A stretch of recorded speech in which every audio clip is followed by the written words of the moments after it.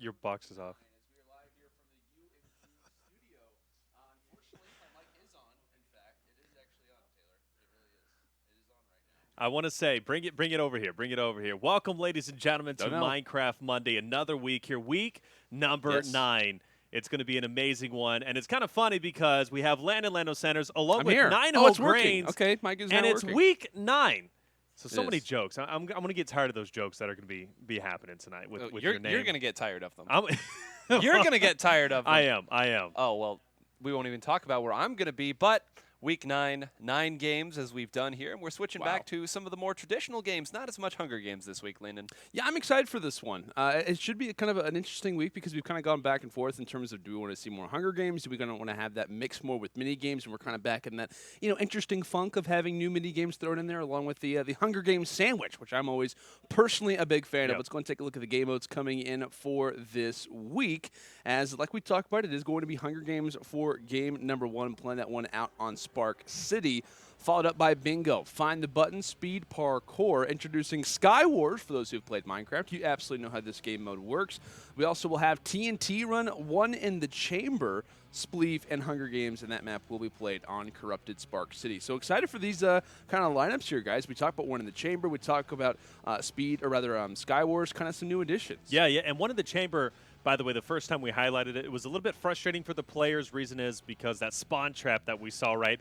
Player hiding behind the tree and just lasering people left and right. And it was very frustrating for the players, but bringing it back now, we have a reworked map. I know there's no fall damage that you can take, which is always great to say the least. And on top of that, there has been a reworking when it comes to the overall spawn. So I think overall, it's going to play a lot better. But I do love the fact that we are moving into more minigame-esque style because I think Hunger Games last week, first place, Needle MC Morgan with 1,200 points. The closest one to them was Techno and Dan at 1,000 points. And then in third place, Captain Sparkles Bayesian at 830. It was so lopsided. And I think now bringing in more of the mini-games, it's going to make things a lot more even. Yeah, I agree. I mean, it kind of makes these kind of ending game modes that much more intense. It makes those fights so interesting, and that last Hunger Games always kind of plays a part. Let's go and take a look at our participants, though, coming in here for today. As a few names, like I said, kind of some new players mixed in with a few new duos, right? Kind of coming in for this week, and one that I'm personally excited about, one that we've talked about previously, Vicstar and Skeppy together, along with, right, we talked about Jerome and Filza, a longtime duo. This week 9, they're not playing together. No, they're not. We have Team Marome back together, as you'll see on the next page. But Filza and Travis, very skilled players individually, especially in the PvP. We said last week we've been talking so much about Techno and Needle. Travis is capable of taking over any game by himself if he so chooses, but Vicstar and Skeppy, I'm going to be honest, last week we kind of had them pegged for the victory. They got 5th and were not ever really in contention for the top. I think more mini games will, of course, play to Skeppy's strengths. Vicstar, good just about everywhere that you put him, so I think this week they will have the chance to make that dynamic duo work. And as we also see, A6D and Captain Sparkles. So we talked about Filza changing a team. Captain Sparkles also had to. Team 1, that should be a fun one to watch as well. Absolutely, right. Let's look at our second page of participants, and you only have to go so far as Fitz and Swagger Souls. I did an event yesterday, and a lot of people loved and watched Minecraft Monday, and Fitz and Swagger Souls were the players they were asking for nonstop. They were like, are they going to be playing this week? Well, yes, they are. They're going to be back at it once again, and player you have to watch out for, but go to players number 2, right? Team 7, Techno and Jack Messi. Yeah, this is going to be a fun duo, right? We talked about Technoblade last week getting so close with Dan TDM. This week they'll play with good old Jack, which we'll have to see, like I said, how they kind of play off against each other. We've seen some interesting kind of pairings with Technoblade, a few rosters that we're saying, hey, like, how are they really going to perform? And they're always kind of in that top conversation. I'd imagine this week will be no different. However, another roster we have to kind of bring up, as I know we're going to go across the pages, is obviously Team Marome, right? We got Bajan and Jerome together again, the long-time duo, as I believe, this is their first week that they have played since week number 1, in which they placed 3rd, if my mind serves me correct. They were in that top conversation. We could just assume it was 3rd place. They were on that the podium. Has been, well, that's also been one of the talking points is Bajan, 3rd place, 3rd place, 3rd place, 3rd place. Will the power of friendship propel them to the next level? That's the real question here, guys. Yeah, I'm kind of curious to see how they play it out. I'm curious to see how maybe they they kind of work alongside each other because it has been a little bit of time. Let's go and take a look at our next page, though, get somewhat familiar with a few of the names that we've got on our screens. Dan, like we talked about last week, playing with Technoblade now alongside his longtime friend and his squad mate, good old Think Noodles here, Taylor. Yeah, Think Noodles, Dan, come on. I mean, they have been playing week in and week out. Always a talented bunch to be looking out for. Bad Boy Halo and Dream, though. That's the one that I want to talk about. Dream, an up-and-coming Minecrafter. He's been tearing it up in the scene, and I think Bad Boy Halo and Dream were definitely a duo that could surprise us this week. I mean, when we talk about Bad Boy Halo, regardless, right, he performs so consistently well, but I'm excited about Team 16.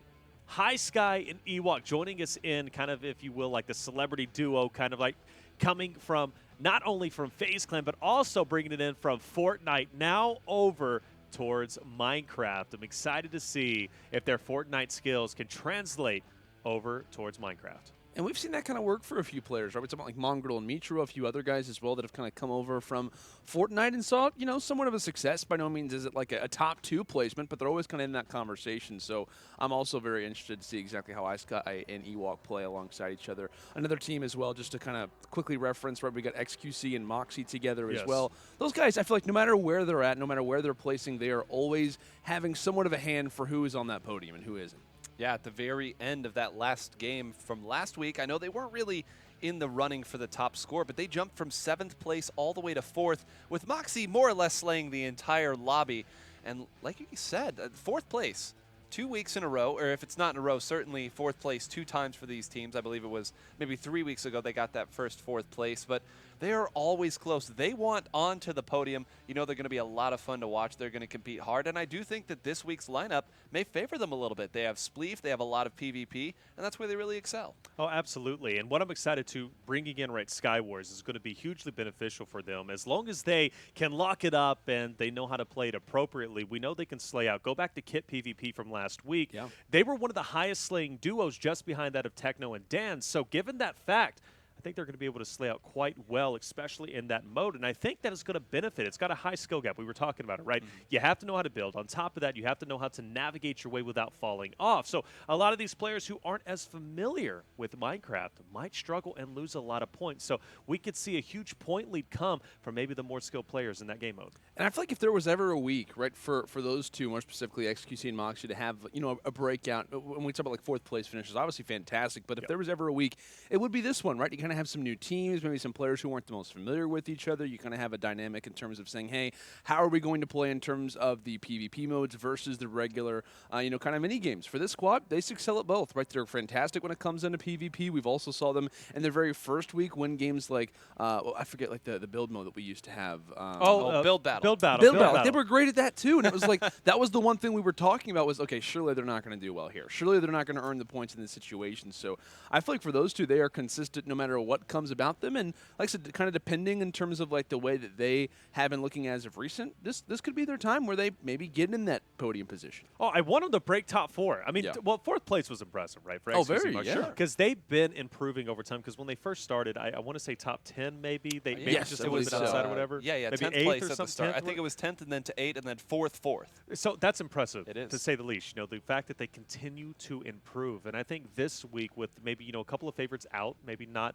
involved this week, and on top of that too, with a lot of the top teams being mixed up a bit, they definitely could be in the running. But that also opens the door for more opportunities for your favorite teams to end up on the podium as well for top 3. But one player, one team that I'm hoping isn't going to make top 3 is the top 3 gods as of right now. And, of course, that's going to be Marome, right? Specifically speaking, over there, Bayesian Canadians. Unfortunately, always top 3, but back together again. I do think they played for 2 weeks. I want to say week 1 and week 2 potentially, and then they start switching I it up thought with that the they mini just games played for 1 week. No, because that was when Jerome and Philza started was week 2. Week Yeah. 2, okay. Because that was the week that they were really close to Techno and Ballistic Squid. So But they've that literally first only week- played once. What? And it was the first week, and I thought they did pretty well there. Yeah. It wasn't until I think a couple weeks into the Captain Sparkles Bajan marriage, we'll say, that they started to catch up and play really well too.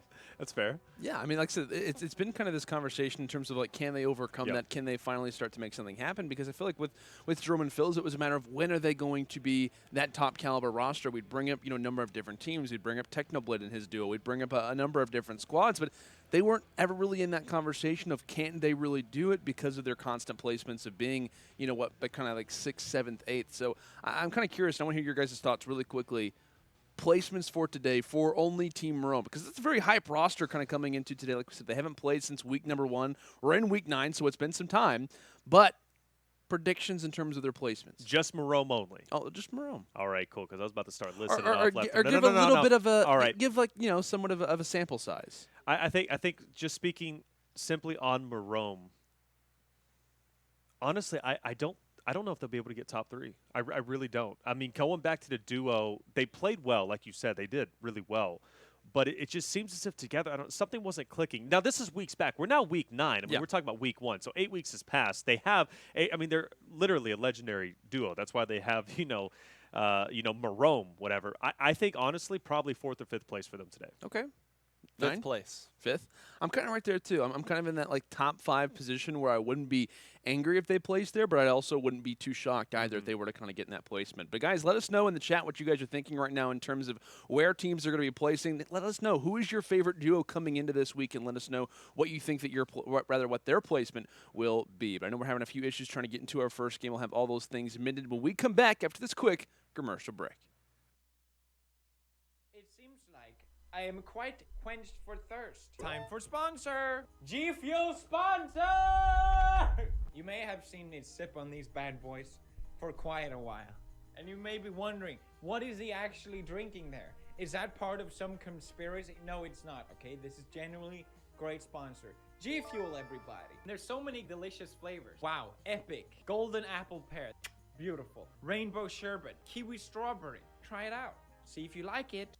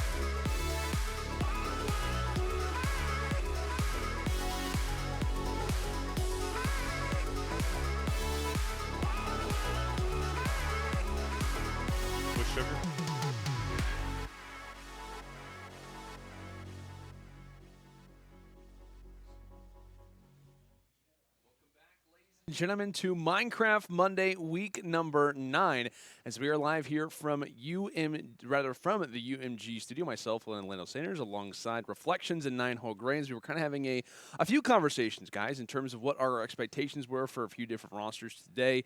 I know kind of our main focus was on Marome, the longtime duo, very well-known kind of a pairing, if you will, throughout the Minecraft history, and they are back again in tandem with each other. So excited to see what they are going to be up to. But my big question kind of coming into this first game is the initial. We talk about constantly in terms of Minecraft Monday how important it is to start off well in Hunger Games. We've seen a number of different rosters come through, a lot of hype around them. They come into the first Hunger Games, they don't perform, and from there they start to trail off a little bit. They pretty much spend the entirety of the game trying to make the difficult comeback. Yeah. And I want to hear your guys' thoughts in terms of how influential this first game is, maybe to a few people who aren't super familiar with how Minecraft Monday works. Well, I think it's usually influential in terms of getting comfortable, making sure that you feel confident to go against all the teams, because this is your moment to shine, your moment to say, hey, I'm here, notice me, I'm here to compete. And I think it's going to be a big moment for some of the players maybe that are new. You're looking at High Sky and Ewok. Maybe this is their moment to come out and say, hey, guys, we're a real competitor. Take it seriously, right? So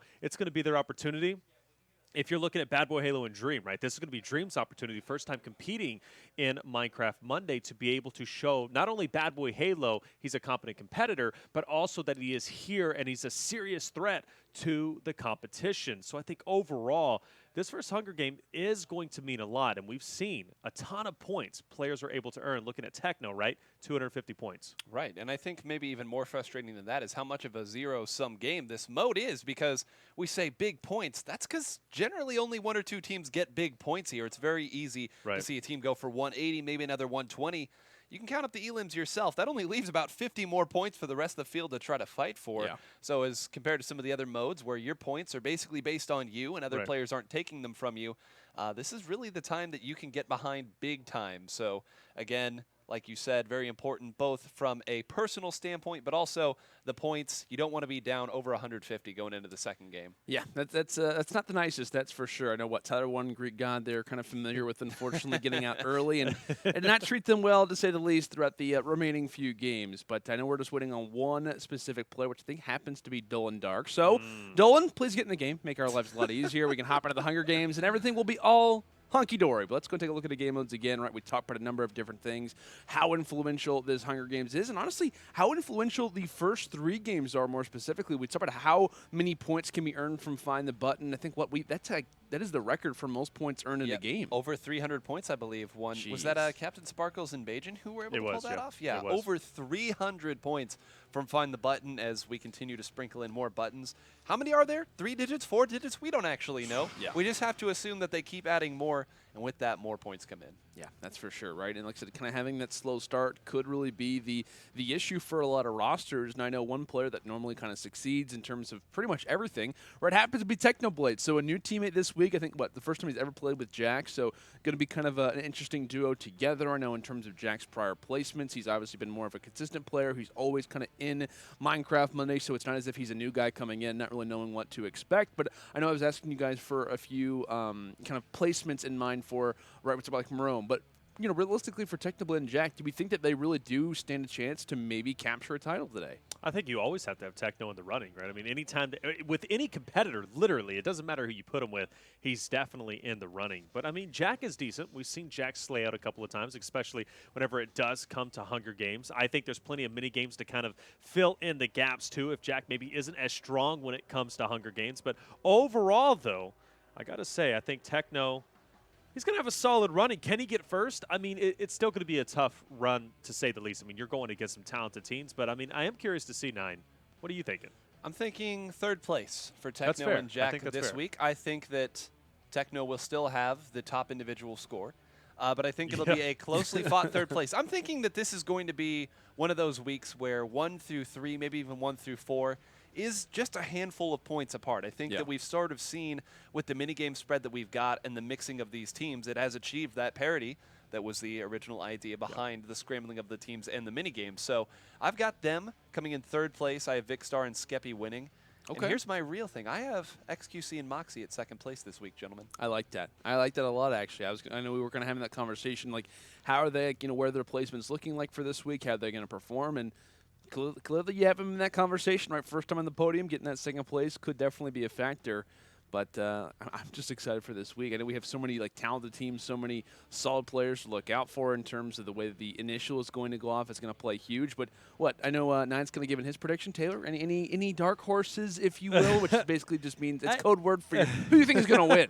I don't know if you could call this a dark horse team. Apparently, I haven't learned the definition as of yet. But I'm going Bad Boy Halo and Dream. And I think because solid, Dream yeah. is going to be the wild card, I genuinely think Bad Boy Halo and Dream have a very real potential to come through and take over the victory. But this Hunger Games is going to tell the tale if they are going to be able to be successful or not. In Call of Duty, we have a saying, right? Search and destroy wins championships. In Minecraft Monday, Hunger Games wins championships. And already off the bat, Jerome onto Grande with the TNT.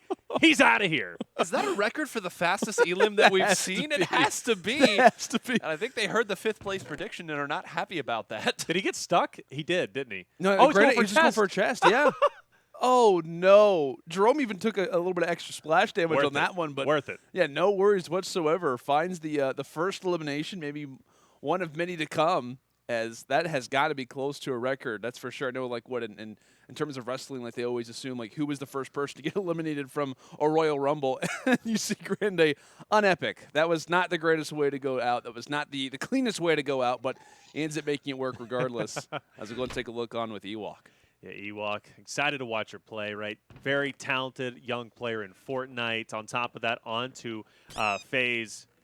But more importantly, I think she is going to be a solid player, to say the least. And I'm kind of curious of her Minecraft experience, right? Because I don't know how much Minecraft she plays. I know that obviously, right, everybody has kind of touched Minecraft in some way, whether it's creative or mini games, but is she going to be able to adapt? And overall, how is High Sky going to be able to play? Because High Sky, correct me if I'm wrong, he's never played in a Minecraft Monday as far to my knowledge. So with that being said, you definitely got to be on the lookout for them. But Jerome already onto Dan. Man, how about poor Dan going from Technoblade back to the original team? And I think that, we'd have to have the statisticians check this one. I think that Dan, DTM, and Real Think Noodles, they're our most consistent team, right? I think the only week that they didn't play together was when he was with Techno. So good on there. And talk about Real Think Noodles right there, going down to XQC. XQC and Moxie very much in the lead of the elims. I believe Moxie has 3, and another one coming in there from XQC. I think they heard the prediction too. They're saying second's not enough. Yeah, 100%, right? They're trying to get out of the gates early, get out of the gates quick, as they seem to be pretty much in the driver's seat off the start of this game. But there we go. Travs taking down Dan TDM, so he and Think Noodles are out of this one. But Bajan comes through and silences Travs as well. So interesting kind of fight. We talked about Travs this week. Obviously kind of an interesting pairing. He and Philza together. That was kind of, for me, not necessarily a sleeper squad, but someone who I wouldn't be shocked whatsoever if we saw them in the top 5 based off of their kind of placement separately. But the Gapple gets brought in from Philza, brought down to what was 4 hearts, but has to keep sprinting. We talk about if Philza goes down here. I mean, in the pregame, we were discussing saying how influential it is to play well off the start. And man, Marome, they're coming through hot and heavy, and Jerome's letting know his old teammates saying, hey, this is pretty fun on the other end of things. Clearly, right? He likes it. He's feeling confident. And like I said, this is your opportunity. Come out big as Miska, big muscle man, unfortunately dropping Fitz, too, a swagger. Couple of the favorites from the event I did yesterday, unfortunately dropping, but we'll have to see how they'll do in the mini games. But couple of favorites still up there, but I got to say, a huge surprise to say the least that Philza and Trav's already out, but good on the Marome duo. XQC and Moxie continuing their run as there we go. Silences Vader. You don't get to do that very often, but good work from them, right, in terms of the way they've played off this game. I think, Nine, you were calling it out and saying, hey, we already have Moxie, who's at the most eliminations up to this point, and one player who I haven't seen really get involved in the kill feed is Technoblade. I don't really know what's kind of going on with him. He's by no means normally a slower player off the start in terms of the way that he is, wanting to kind of get in those fights and wanting to kind of get the engagements early. I'm not sure if it's a matter of maybe not finding the necessary weapons. And clearly he's not sitting terribly when it comes down to that, right? Iron swords for he and Jack. He's got a very stacked kit right now and is maybe waiting on that next diamond to possibly get the sword. That may be the case, and we say so often, right? It's so important to be able to control middle around this time of game. See the chests are about to refill, and everyone's going to start to move back in here to the center. And we talk so often about the teams that are able to slay out and how many points that is. These points that have gone at the beginning, they're big points, but look at this. Still 17 possible elims for this team. They are going to be kitted up and wait for the opponent to come to them. And Connor playing his own game as always. Ooh, and another engagement happening is the Marome duo coming in. Jerome onto A6D. Ender Pearl dropped out, not going to connect, and he goes down. Because now you got to be looking for his partner, Captain Sparkles. Where is he at? Well, if I'm him, I'm running away as fast as I can, but it's inevitable, right? Once that zone collapses down, he's going to be a constant 1v2s. And you notice, I mean, take a look at the most elims on the screen. Jerome has now taken over that title from Moxie, so like I said, this Marome duo, the one that we were kind of talking about, heavily emphasizing, how are they going to play? How are they going to do now back in tandem with each other? Clearly, they're starting off pretty well, but the one team that really could kind of be versus them on the other end, that could be against them when it comes down to our final few squads, is probably making a case for Technoblade and Jack, who, like we discussed, right, are trying to make sure they're getting up when it comes down to those items. Controlling middle, as you mentioned, Nine, is so influential toward this game because while everyone else is just looking for a spare chest, they've got a guaranteed 9 or 10 just in front of them. They do, and on top of that, you saw a diamond sword and an enchanted iron sword. Yep. Certainly the best weapons on the map right now. You can see best gear also belongs to Techno, and anyone else who wants to get an enchantment is going to have to go through that team, which will not be easy. But you look at this, Jerome, Bajan Canadian, they've got reasonably well armored up. I think they have to feel confident in the way they're playing. So at some point, one of these other top two teams that have been slaying out are going to run into the middle, and I would keep an eye out for the 3P opportunity. Yeah. That might be the only thing that can reduce the stranglehold that Techno currently has on the center. And this map is unique. A lot of 3P opportunities. Why? Because there's so many angles a team could be hiding behind. But here's the team that I was interested in. Bad Boy, Halo, and Dream. They've been kind of quiet this game, but there is plenty of opportunity for them to heat up. We're still looking at 14 total engagements, as we unfortunately lose Buddha and Vader also. We saw Vader get silenced a little bit earlier, and unfortunately Buddha, he meets his demise just like Vader did. But regardless, though, we still have some heavy hitter teams. Marome, Techno, Bad Boy, Halo, and Vicstar and Skeppy, I believe, might still be in the mix. Unfortunately, High Sky, though, is now out. And Ewok is out, too. So that team, unfortunately, they last a long time, but I don't think they slayed at all. Yeah, I don't think they got anything done, Nine. I mean, I know I was kind of looking at the kill feed in terms of mostly throughout this game, saying, hey, when are they really going to kind of get involved in that? But that's not what you want, right? Slow kind of earned points, and they're pretty much just earning only points in terms of survival. But Technoblade comes through and takes down XQC. That is a huge fight to win, but one that's not the most surprising when it comes down to things. Is Ewok's even typing in chat, rest in peace to XQC and Technoblade possibly on the prowl again, and look who he's fighting for. He's going for Team Rome. And he's 1v2ing them too, and now rotates back to go after Bad Boy Halo. We said that everyone was going to rotate to the center here, and look at how quickly they're retreating. I think Techno might steal this elim on Bad Boy Halo. They're trying to hit him with the slow ball. Is everyone just trying to get away from the monster that is Technoblade? Look, they aren't even fighting each other. They're just like, we'll team up together and run if that's what it takes. And he has 3 Ender Pearls. You have to imagine he's going to get at least one of these, if not more. And Bad Boy Halo was trying to get an enchantment offense. Unfortunately, Techno shut that down, so I don't think Bad Boy Halo was successful. Now Techno, he's going to find Moxie to try and finish him off. XQC was eliminated just a bit earlier. We lose Fit, and Connor eats pants, and there it is, Alex also going down. Alex Remy Gaming joining us in Minecraft Monday. Also played in Friday Fortnite, but Dream, glad to see it. First Elam coming through on Wilbur, but he's got to watch out. This is a very congested area, and we're talking about a congested area not only with a lot of players, but a lot of heavy hitters. But luckily, Bad Boy Halo, as well as Dream, still alive. Still breathing, still hanging on. Despite us having what is now 5 teams, as there goes Moxie with a nice elim coming in from Vicstar. It is about to get testy. A lot of our kind of top squads still in the conversation. You know, granted, we have seen a few maybe kind of powerhouse lineups already be taken down, but if you were to tell me that these would be the teams left, I really wouldn't be all that surprised, that's for sure, as Technoblade still on the prowl, still looking for an opportunity, and Just checking it twice to make sure there aren't any more items when it comes down to the chest. But this is what players will sometimes put themselves in the line sights of. Even stay in the barrier, stay outside of it, if you will. Just try to get away from these slays that are about to take place. Hide in everything if you get the chance, even if it means being alone in a bus. Alone in the bus. And hey, maybe you come in later and get an elim. But speaking of elims, Jerome? I'm not sure what Jerome is doing. It looks like a lot of nothing here, and you have to wonder what exactly happened there. Meanwhile, Bajan also goes down to Dream. I'm not entirely sure what happened, but now a weakened player going to come in. Techno has to watch out. Vic got Dream it. is here, but I think that they still have enough HP to maybe make it work here. The soup is going to be down. Dream is down. Jack is down too, so Skeppy and Vicstar now in position to slay out right now.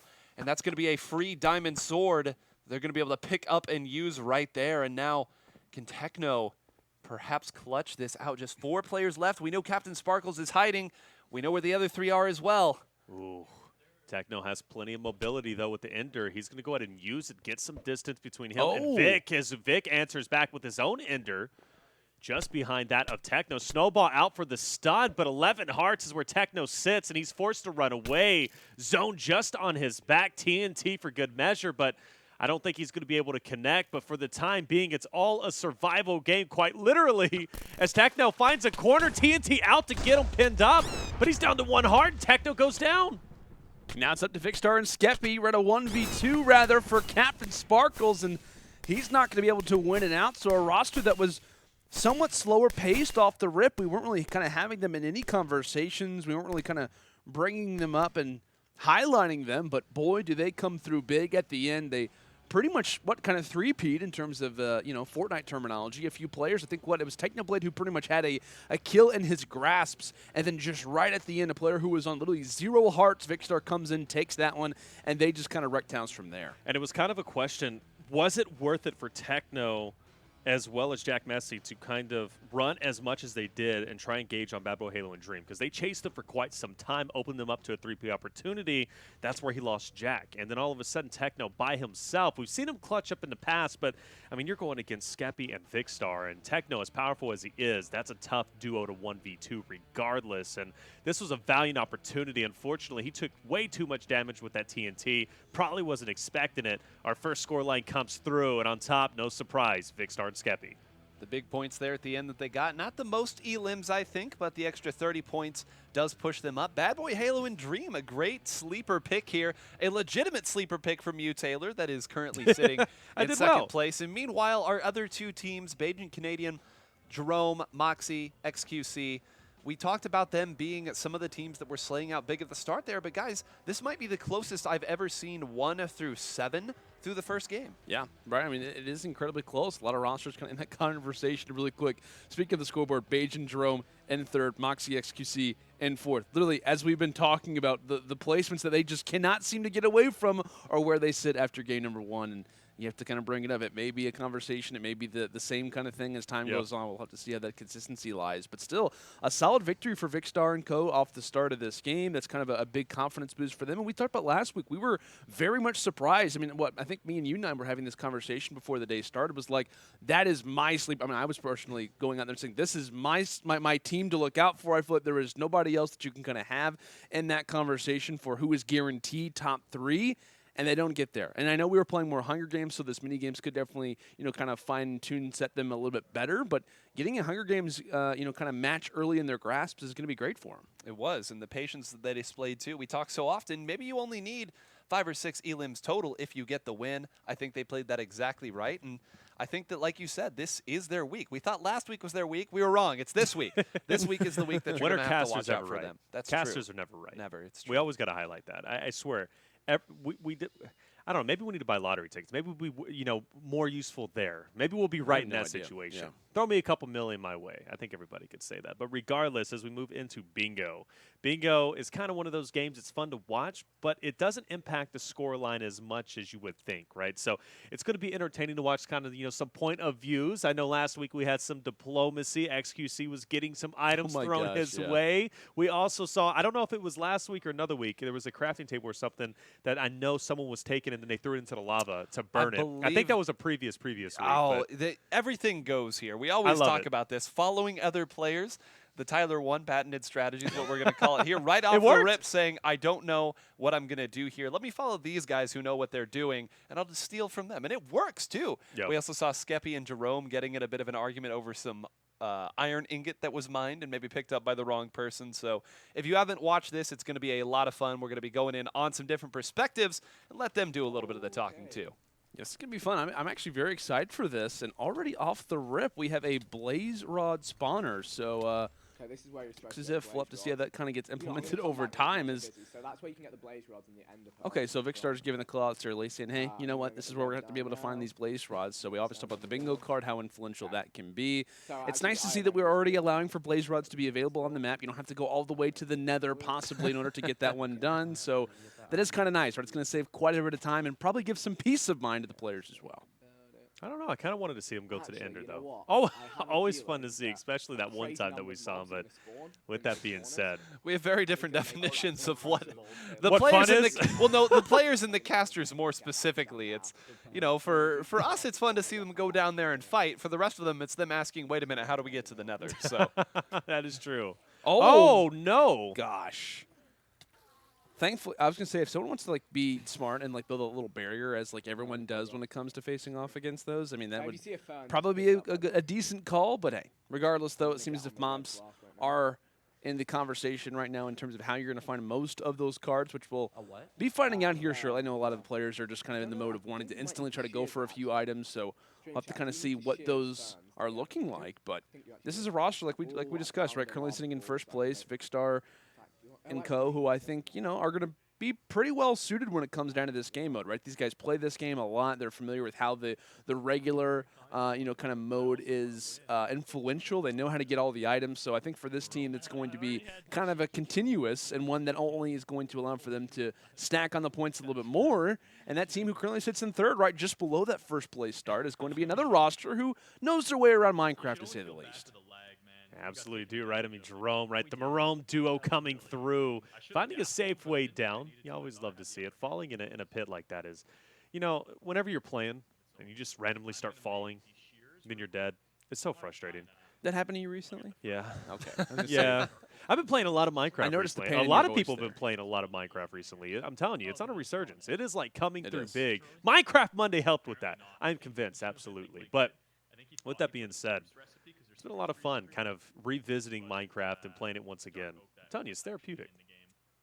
it is therapeutic until you're in this and somebody steals your crafting table from you and your enchantments now. Tyler one's are not completely here, useless. 9. No, he's not. But look, all I'm saying is that there are some people out here playing to win today, and that all tactics are on the table. But if you've never seen bingo here, of course, our players trying to find 9 different items. They of course have a bingo card that someone will surely pull up here in the future, so you'll be able to see what that looks like. But it really is a matter of splitting up, or maybe not splitting up in the case of Bajan and Marome here. But they have found something nice here. They're going to be able to go back into that mine shaft and probably find something at least somewhat relevant back in there, as you saw some excitement on Jerome's face.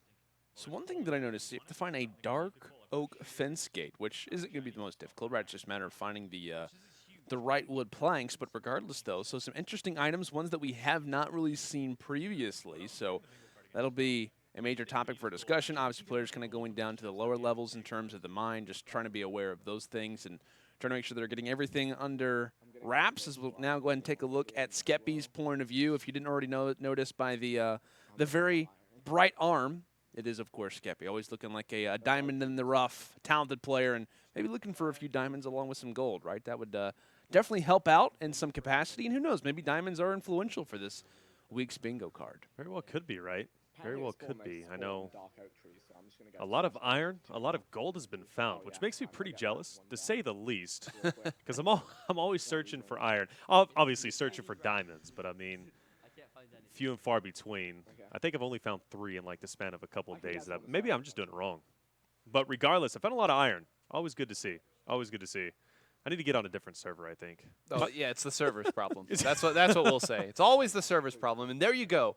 So we have weighted pressure plates, some flint and steel, a block of gold. That was all I saw. Did anyone catch anything else? So you said the flint and steel, yeah, block gold. Okay. That was a lot of items to try to look at and identify in the span of a couple seconds. I mean, but I'm not gonna. I mean, a lot of them looked pretty doable. I mean, fairly easy to say the least. But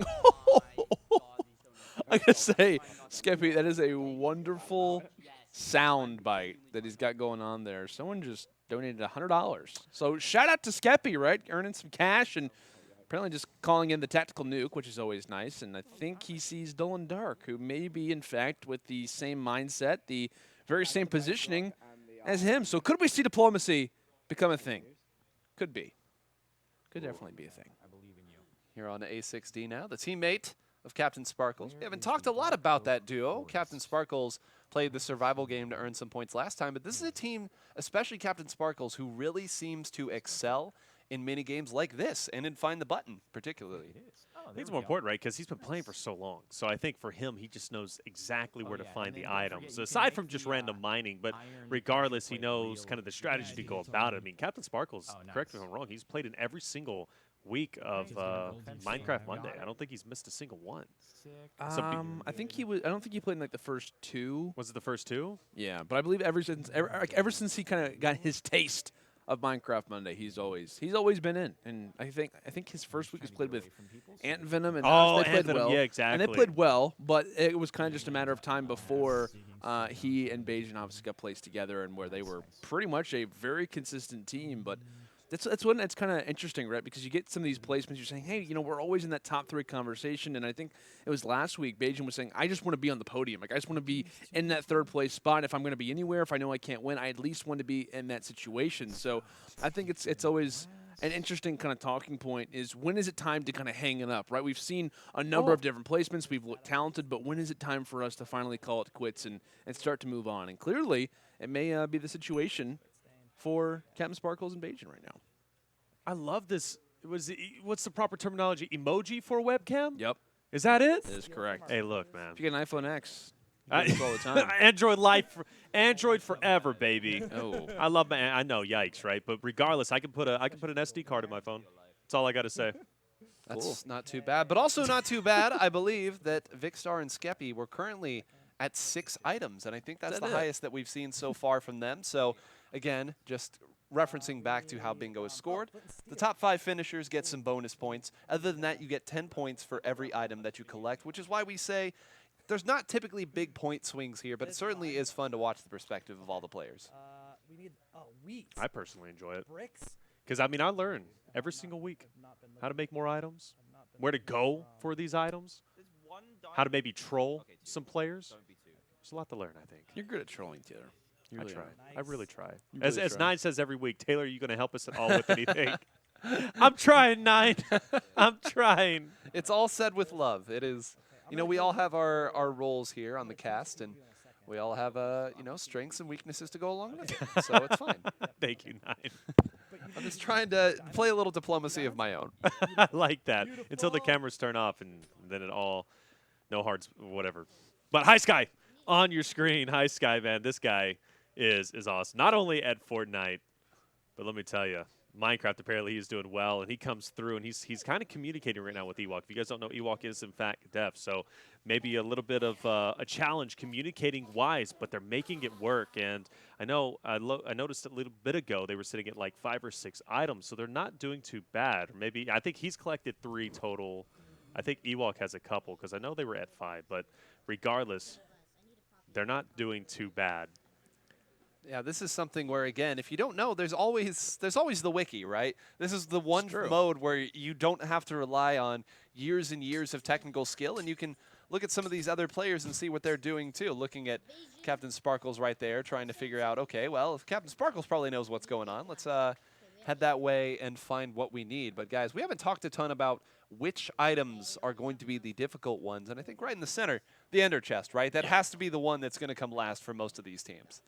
Oh, for certainly, right? I mean, that's going to take some time. I think I even saw a few players kind of talking about it earlier, saying, hey, how are we going to strategize for this? Where are we going to try to place everyone at? And, granted, we've seen a few teams, try and get in that conversation of finding, 5, 6 items early, but they save the most difficult one for the last, which normally can cause for a lot of struggles. It can cause for a big situation in terms of how are we going to play the rest of our game? How are we going to kind of strategize for the future? So, well, I do like the idea, right, of trying to get as many items early on as you can, just because you're getting guaranteed points, right? You're getting 10 every single time. at the same, There you we know, go. situation, you also do have to be aware of Oh, what's for the future. oh. But XQC. He's got a bucket of water. Oh, clutch. Yes. That got a little bit scary there. I have learned over time, always have a bucket of water. Yes. If you are going around some lava, there's been too many times I have burned up and lost all my items and then quickly have to go back and try and get it.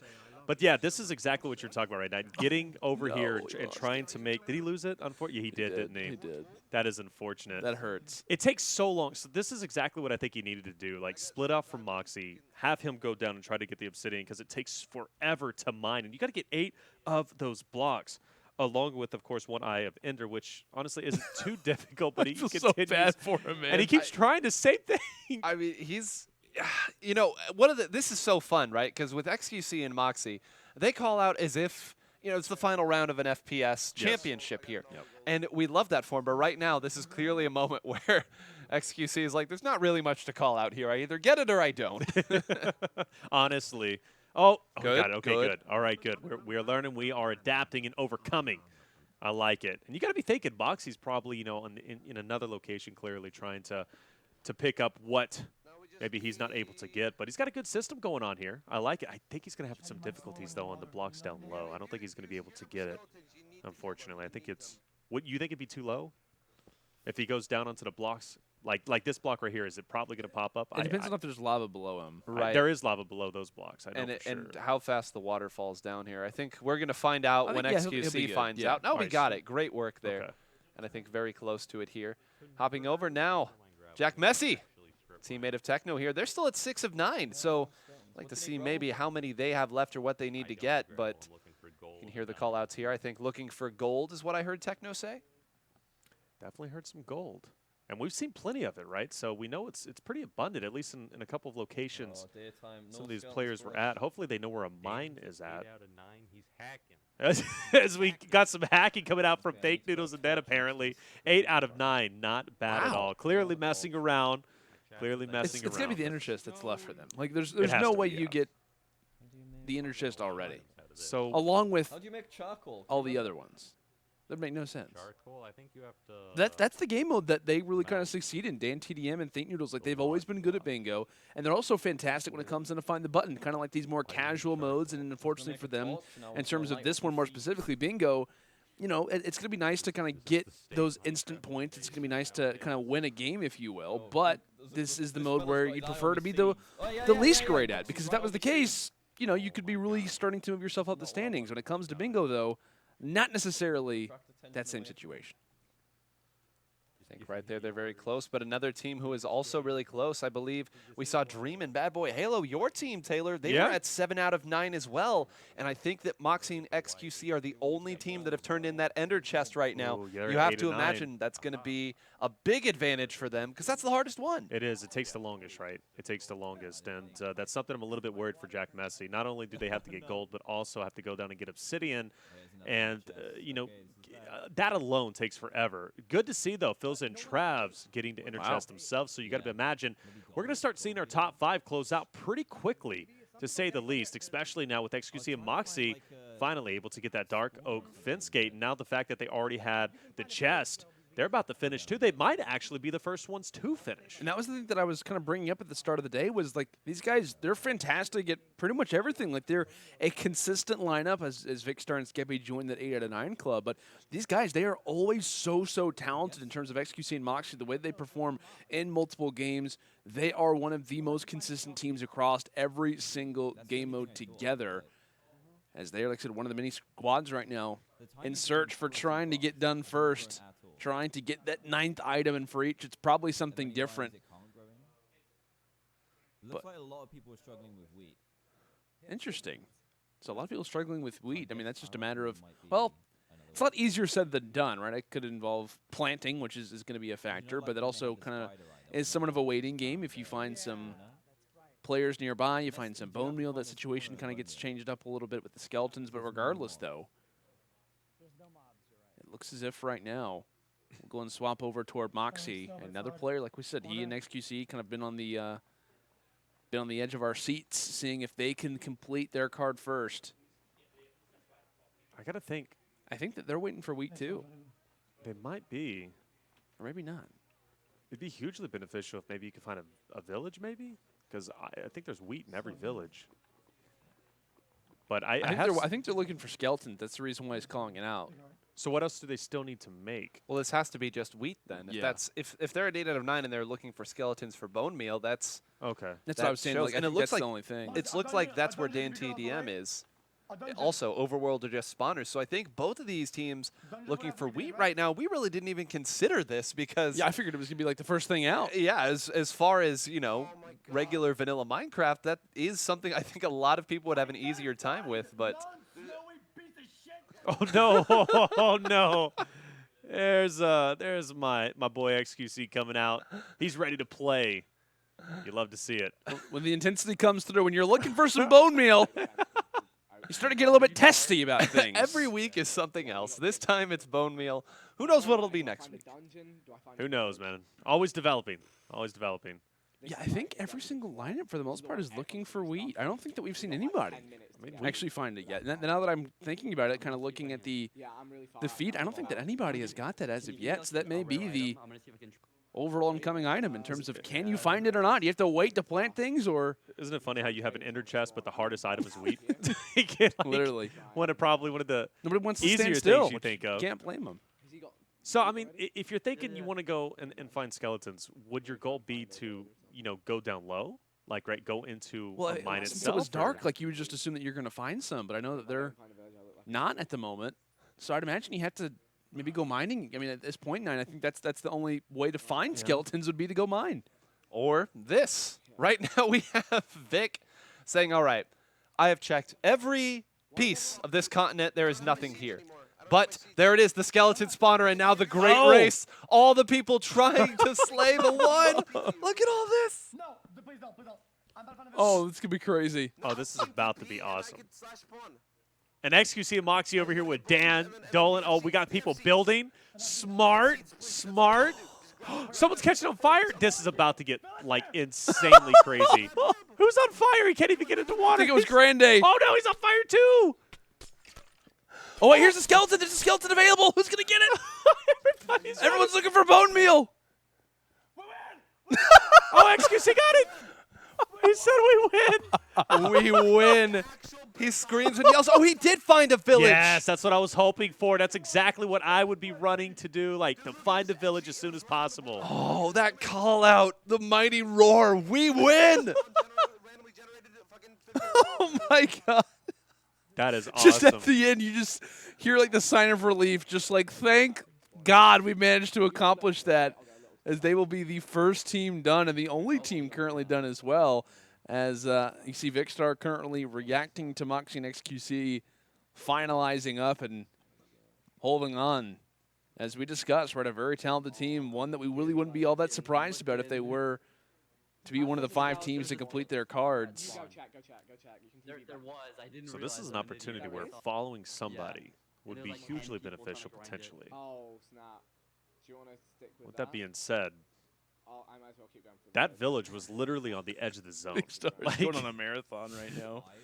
Oh no, another one. Meanwhile, back at the ranch, Oh, there it is. There it is. Jack's there too. There's 3 people there. Who got He it? didn't get it. He didn't get it. Jack was there. Bajan was there too. No one's running. Maybe they didn't get anything. So bad, dude. And no one's like sprinting for. Oh, Captain Sparkles Oh, actually found this is the- it. Sprint. Yeah, whoever. Wow. My ping's terrible. So A6D and Captain Sparkles just got wheat. Skeleton. Yeah, I saw that. I think they were the ones who maybe took out the Skelly. But everybody's getting So I see that. Techno Okay. and Jack also got it as well. they found it too. So Vicstar and Skeppy are now done. All right, so they're going to be the second team. And awesome stuff from Techno coming out. And did he just complete the bingo card too? They Yes, did. he did. He says, "Bam, Bam, baby. You know, I think this is the first time that Techno has been in There's the a top thumbnail. 5. There's your thumbnail. Happy about that. There we go. But this is typically not the mode where Techno stacks up the points, so that's a big, big win for them. And as you often hear, very chill celebration from Techno, as he is known for. But Do you have 1 iron? Vicstar, Skeppy have completed it as well. So what, I believe that's 4 teams. So now that hunt is going to be even harder here at the end. Definitely is, right? You got to be thinking to yourself, Alright, who deserves it? is it worth it to stay at the skelly Wait. spawner? Wait. Vic's calling out who deserves it. Who deserves it? He's got a bucket of lava. He's going to pour it on top, isn't he? Oh, no! You evil No! man, you. Oh, And he's they trapped. trapped him in, but Oh, they they put got the down the water. bucket of water regardless. Okay, I'm gonna stop. Vic. Wait, we could feed the wheat to someone. Okay. Oh wait, I have wheat. No, wait. Who needs no, I'm wheat? gonna feed it. Vic Star is now the shopkeeper. Wait, but bad is second, so I don't want to get. Move aside, Dan. We have a new shopkeeper here, and everybody is now going to follow Vic. Vic just became the most popular guy in the server.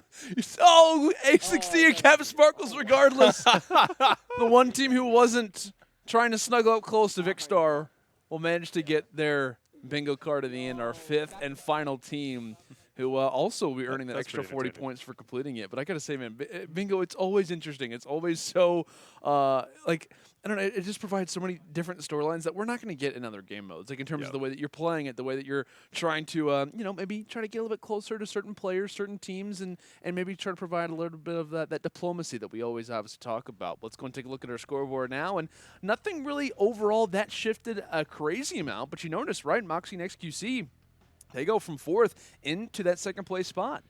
Great work by them. And take a look at this. Worst through 6th place, all within roughly 100 points of each other. You got to feel good about that. But how about Wilbur and Connor Eats Pants sitting in 3rd place? None of us picked that sleeper. A very Not deep at all. sleeper. That is like at the bottom of the barrel sleeper if you're thinking about it. But Wilbur, though, he did play well when it came to Hunger Games, and obviously coming into bingo, he was able to be successful himself. So congratulations to them.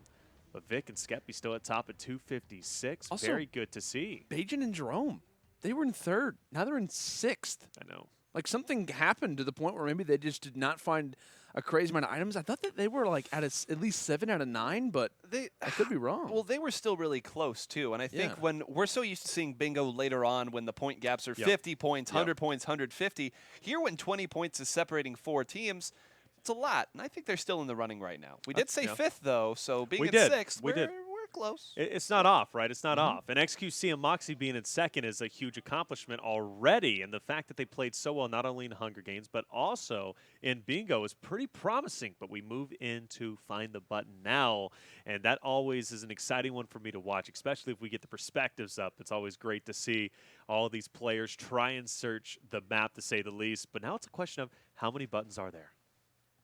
Oh, I love it. Bikini Bottom. I'm loving this. This is incredible. A SpongeBob change-up. As we're going everywhere. SpongeBob memes, feel free to put them in the chats however you'd like. They are absolutely welcome in Twitch chat. But here we go, folks. Time for some Find the Button. As we are looking around every single place. And there is one. Look at that. Great work. Already have quite a few teams already on their 5th button. So we've talked about how big of a deal this mode can be and how you can get up to 300 points here. And I believe, once again, the first team to 5th was XQC and Moxie. They are pushing 1st to 10. How about that? Wow. What? We have never seen players get 10 this early on.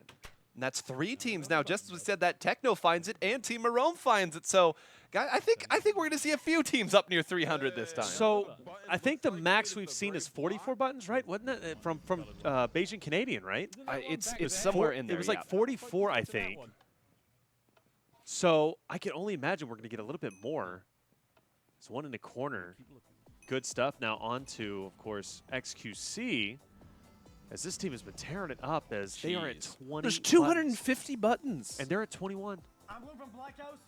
Oh, my gosh. From Black House into Purple House. XQC not familiar with the terminology of SpongeBob. But you know, Black House to Purple House works just as well, I think. Well, what is that, actually? Okay, so you got the chum bucket off in the distance. That's incredible. You chum bucket, you got SpongeBob's house. I thought you just said SpongeBall. No, it's SpongeBob's You house. said SpongeBall, and I was like, wait, I'm what's cultured. going on? I know who SpongeBob is, okay? No, I just thought for a second, I was like, wait, did you just say SpongeBall? I just gotta be careful. Coming Nice. to you on Nickelodeon Yep. next month, SpongeBob. It's the follow-up series. Oh, my Lord, Could please. you? But, you know, all of bedroom here, these... wow. to the game itself, all of these being such spread out houses means that there's a good chance if you were the first person to get to a house, not only will you get all of the buttons, but you'll get all of the bonuses for being the first to find that button. And that's something that we haven't really talked about. It's an element of scoring that is a big deal. You saw right there 10 points for finding that button first. That's as much as 5 buttons if you find them later on. It's also as much as elimination that we talk about it when it comes to the That is Hunger true, Games. yeah. So like that is literally just the quick press of a button, which is pretty much just as simple for Technoblade. But for everybody else, it's really not the case. As you see, Bayesian Wow. getting hype. Mr. Minecraft finding every single button, and that is the really kind of prime case is that he is finding all Are of you these kidding me? first. That is a huge increase in the score. That is 7 first, and you saw Jack was shadowing him the whole time. So Jack is going to get some of these points, but Bajan is going to get so much. You hear him there. Oh my gosh, he knows he's about to farm even more points right now. That's crazy to think. And there's another one. That's 80 points he was able to acquire. Just while he's been on our screen for a few seconds. Just a few seconds in just one location. So clearly, like you said, Nine, like, you know, kind of dividing yourself from everybody is the way to go about it. He is finding so many buttons. Oh, man. All right, well, who's taking second place in this? Oh, That's the new right? conversation. 100 points that he Another just one? got for that Oh, he alone, found and it. he's out. He's done. Yeah. Find another house. Where's everybody at? I'm going to go the other way. Yeah. The other way. And there's so many different areas. I mean, I love how expansive this map is, but literally there is so many different places to go that can allow, right, for that unique situation, right? 250 buttons. It's quite a bit, and that allows for you to obviously get a lot. That's potential for a ton of points, maybe more than we have ever seen before. So everybody get your calculators out because this could be the week where we see the most amount of points ever in Minecraft Monday history be acquired. I love Connor's chat. Just nonstop telling him, like, Pearl up, Connor. It's under the chest. Check the wall. In the freezer. It's like, it's so crazy to think. Ender Pearl's so useful, though. The fact that he has 10 of them, like, instead of, you know, having to parkour up, he could easily just come up. And unfortunately, oh, is there one in this corner? There's not. Oh, Trav's just dropped. Trav's just tried to swim in lava. That message, help. Wow. How did, oh my gosh. Literally just right at the entry, there was 2 quick little wooden buttons that he just got awarded 20 points for. Simple as that. Love it. Wow, they have literally everything here. What? Look at we Actually, have everything is almost here. 40 buttons already with 5 minutes left. I think our record's definitely in jeopardy. It's going to be shattered. Yeah. So, yeah, Connor, because he's already sitting at 418 score, 423 score. That's insane. As he is not the first one to find that, but going now over towards Sparkles, a little bit lower, 341 total score. But still not bad to say the least, but kind of thinking about it, man, we could see players get a 100, 200-point lead. Is he going on the roof? Oh, he missed it. Oh, he's in his own. Oh, no. He just missed it. Thank goodness for back doors, right? Right. Having to walk around would have been tough, to say the least. Oh, you have already found this button? Oh, sorry. Oh, no. So the communication coming out, unfortunately, someone's already been in this house, or at least his partner has. So, and that's one of the things you have to kind of coordinate with your partners, and it's kind of extemporaneously, right? You have to, hey, I've already been here. Don't check this place out, and vice versa. So good communication is pretty Well, vital. someone needs to go to Patrick's house for sure. This needs to happen. Oh, yeah. It's just Why has behind no him, one gone too. there yet? It's just been, well, I wonder if, can you even get in it? I was gonna say it's just a rock. It's Is there a just a switch rock. that some pressure plates and some redstone circuitry that, That maybe would be move cool. it? That would be incredible, but I have to think someone would be doing it right now if that was the Oh, case. What? Captain. All right. He's not even the first one to find that. Pure focus, too. Just did not even bat an eye about it. I was It's gonna like, say, hey, no big deal. Has he blinked? I think he has. Speaking of, okay, you guys go on. I'm gonna. Okay, there we go. There we go. Got to We blink got one. already? We got one. Just one, but we got one. One in the span of 7 minutes this match has been going on. Can't blink. Oh, okay, so he finds another. So at this point, a lot of the players haven't, or excuse me, a lot of the players have already found the majority of the buttons. Oh, 57. That is 58, 59. He is just racking up the points. What a play with the Ender Pearl up top. And the first person to get it, too, so I have to imagine nobody else could figure out purling to get that one.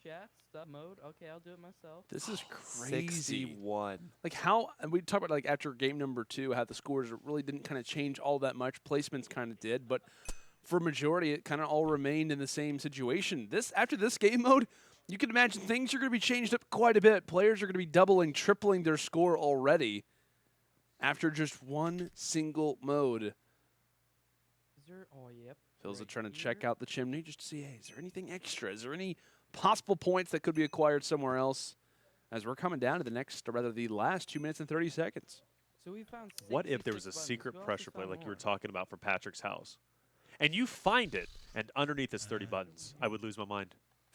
I think everybody would lose their minds. That would be intense. And I think very quickly be like, okay, how do I hide this? Yeah. There's a giant moving rock that I'm assuming going to make a little bit of noise. But So I want to know how many points Techno has. Because Techno is also a beast at this game.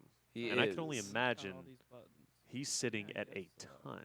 Well, they were the second team to get to 15 at the beginning there. They were keeping pace with XQC and Moxie, and we saw Jack following Bajan, so that had to be quite a few that have come from there. But this is, like you said, very important. A lot of points going to be won here as we see perhaps 70. Can we get 70 on screen? Not yet. Not yet. Not 70, actually quite lower, 268. Only 34 buttons, which would have been record pace in previous weeks, but not as much as you would like to see. But still not bad, I guess. But, I mean, you're thinking about some people could potentially be at 700 score. And we're now rounding out the last minute as he clicks that button 5 times. Count it 5 times. You're be too careful. No, you cannot. Just be safe. No, you cannot. Double check the game. Sometimes, hey, electronics, Minecraft makes mistakes from time to time. Just award me diamonds and I get angry about it. What perfect timing. Lake says if you get stuck in a hole, let me know. Immediately Vicstar tried to swim in lava. Asking you shall receive. And now we have Techno at 83 currently. Wow. And now on top as well. Falls right in there to get some more. They might, 1 minute left. They get 700 points? They will certainly get to 90. They might approach 100 here. Can you imagine? Nope, you did. Why is he so good at everything Minecraft related? I don't get Blood it. God. That's all that can be said. Blood for the Blood God. Button God, too. Just add the titles on. 87. Oh, it's really a question of can they get to 100? Well, now Can they get to the century mark? 30 seconds left. There's 88. I don't think they're going to get it. Can they get to 90? 90 is though? impressive at least. If 100%? something beats 90, ugh. But the fact that they're at 706 total score, our last player we were looking at had 260 total score. So that's you could take a 500-point lead. Let's say they were just neck and neck. 500-point lead as the 90 button mark has been surpassed. And 91 is where they're going to finish. 91, are you kidding me? But Swagger and Fitz win? 92? 92 buttons? Techno immediately yells hacks. 91, and it gets beaten by 92? I mean, I guess that is how numbers work, but still. Hey, you're telling me. You're the math god here, right on the couch. But 92. But Bajan, though, I want to know what his scoreline was because he was finding a ton, and he was getting 10 points for each. That's true. So if he finds 10 buttons, math, 10 buttons, There you go. first one to find it, that's 100 points. He had that house all to himself. So with that being said, he might sneak up on the leaderboard too. Ooh, Techno, or I'm sorry, Taylor. Sorry, I was I've just been right. saying it. Yeah, you got it right. And that's a pretty healthy lead, go, all baby. things considered. Look at that. All of the top 5 teams in the 700-point range. That's pretty good. And you see the drop-off starting to form a little bit more as, my goodness, we have a game on our hands. Taylor, very well called, right? Bajan and Jerome currently sit at the top of the standings. 767 score as Find the Button clearly is treating them oh so kindly. Guys, we're through our first 3 games. We still have 6 to go. You'll want to stay tuned because we have got Speed Parkour up next. Someone said button. What if I had my own G Fuel flavor?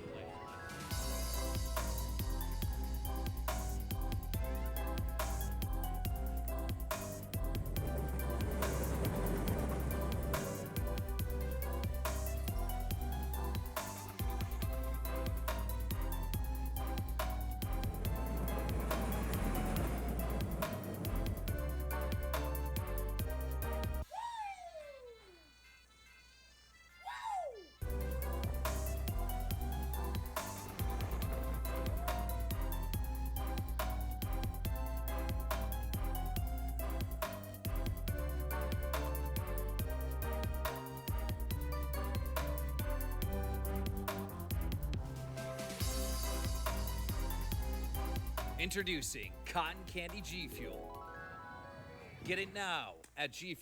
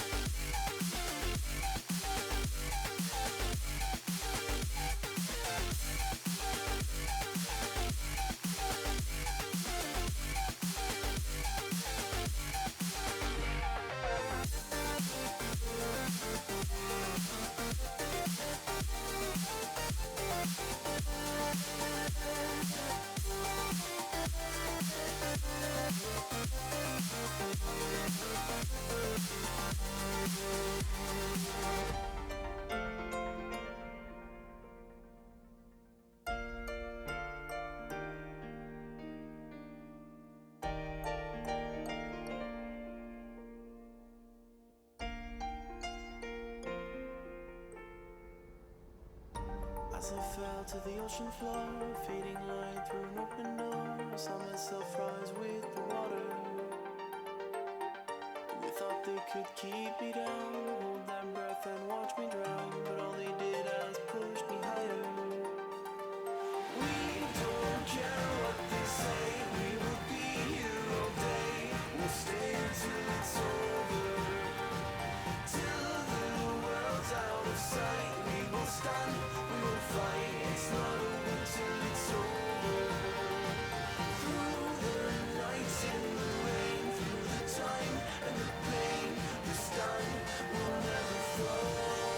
And then at the end of it all, we will win, we will chant, it's not over till it's over.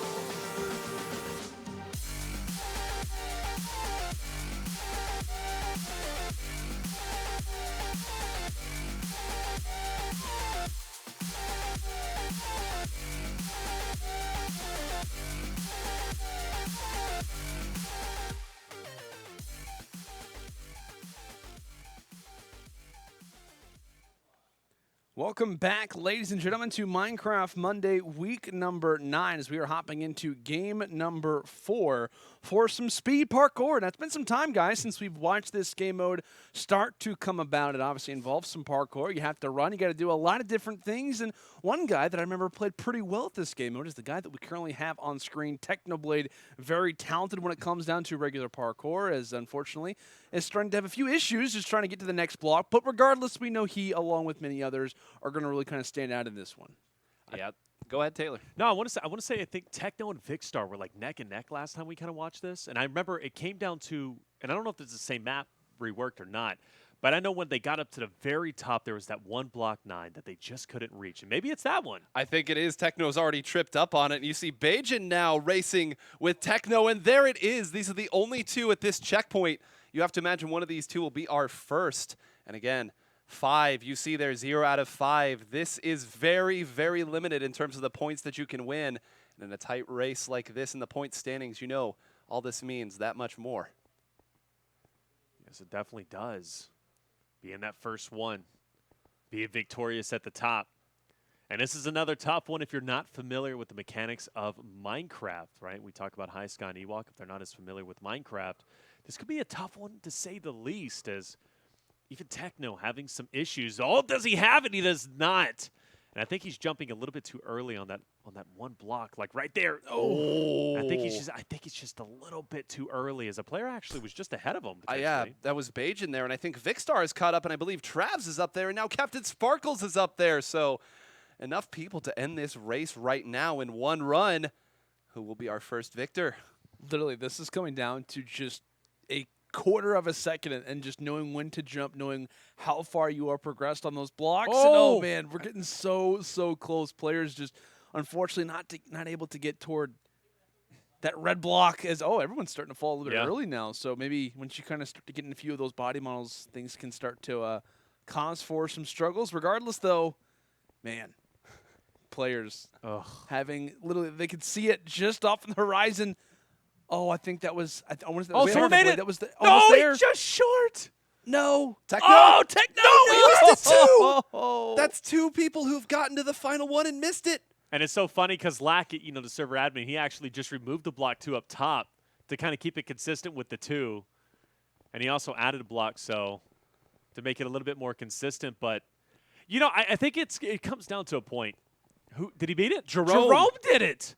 Congratulations, Jerome. And can you think if Jerome and Bajan were the only team to get 2 to finish here, how big of a deal that would be for their point total? 100%. I mean, literally having consistency is all that you could ever ask for as a lineup. And here goes Bajan. Oh, literally so close to the edge. And there goes someone else. Oh, who was that? That was Vic Star. Was it Vic? Oh. On the last one again. And now everybody's here. The first 5 that were here, clearly no advantage being afforded them. Yeah. As they have continued to struggle here. And at this point, it just feels like a crapshoot. Oh, man, I thought for a moment there's an opportunity. And Oh, who made Vic. it? It's Vic.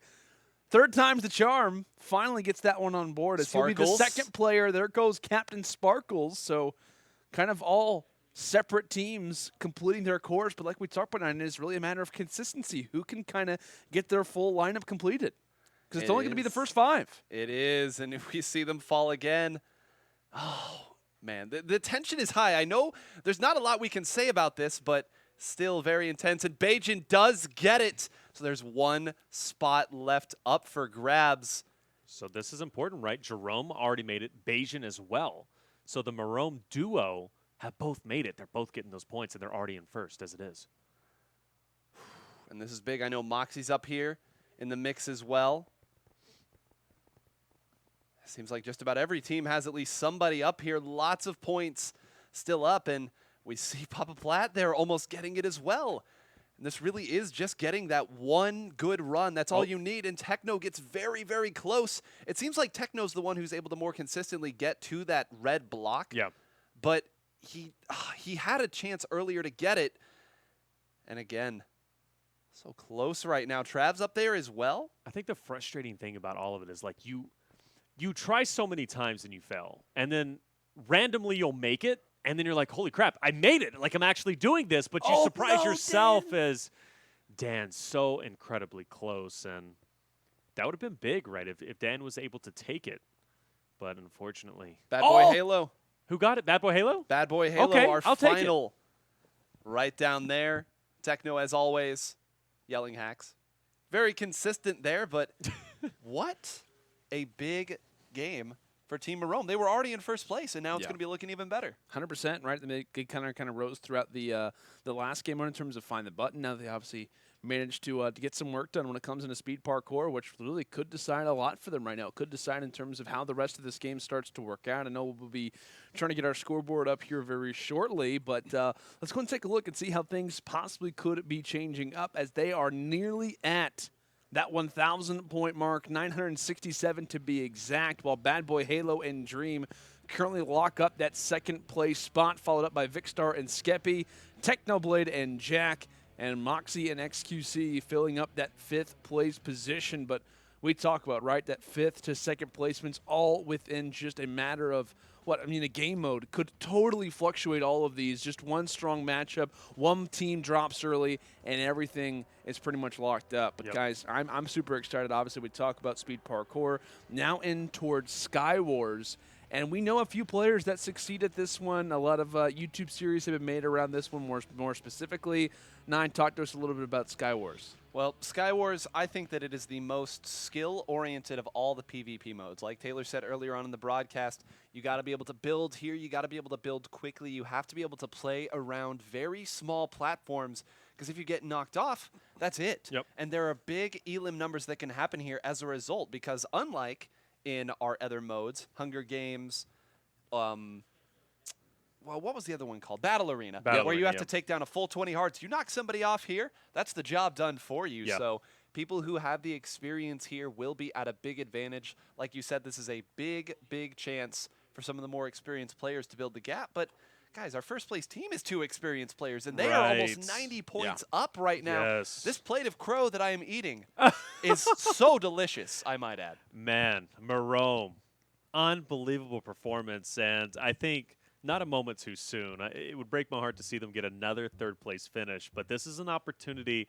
for them to really take the reins and continue to increase their lead. But one team you have to worry about, of course, is in fact going to be Techno, Blade himself, along with Jack Messi, a couple of others, but a very high-skilled game, as we have mentioned, and it's definitely going to play a part here. On first, we're going to be looking at Skeppy, and obviously a player that we need to pay attention to. I do notice 1 Ender Pearl, so clearly going to be hugely beneficial, especially if you could catch some players off guard who haven't used theirs. You get a stack of Ender Pearls going, you could start rotating around to different islands quite quickly. Well, and there's another tactic here, too. If you get knocked out off and you have the Ender Pearl, you can throw it on the way down and keep back up. It's almost your extra survival tool, so that's a whole nother element of the game, too. Do you opt to focus on using it to attack, or do you opt to use it to be potentially a lifesaver?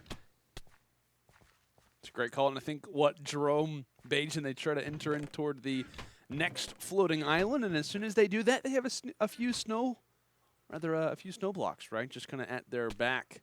A good attempt, but one that will not take them down as of this moment, and maybe it's just a matter of, is it time to jump? Big muscle man! Oh, gets it done. But look at that. First player already taken down. There goes Wilbur. Dolan Dark followed up. And we talked about there are 3 rounds of this. You will earn points based off eliminations, and obviously you do earn points as well for being the final team standing. So a lot to look forward to. And here come a few of the Ender Pearls getting in the engagements early on, and getting Travs out of the way is going to be very, very beneficial as Team Marome are rolling yet again. Marome continues to dominate the scene, and it's good to see. Some players that Heisuke says, bro, I hate these traps. Uh-oh, what is he run? Is he running into some traps?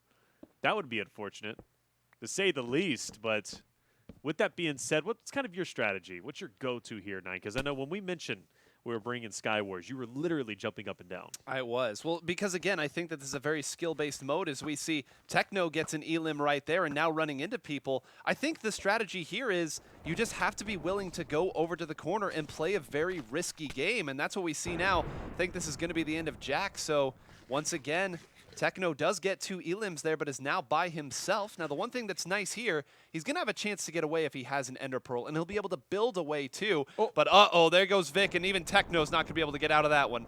That's tough. Techno going down is a huge elimination for Vic and Skeppy, as they're going to definitely be one of the contenders, to say the least. You get a ton of points for getting elims. I think you get 10 points for each elim. If you win the round, you get 30 points. So potential to maybe get a couple 100 points in your favor is there. And Captain Sparkle's a man that clearly we have to pay attention to. Being ever so cautious, looking to see if players are down low. No Ender Pearl, though.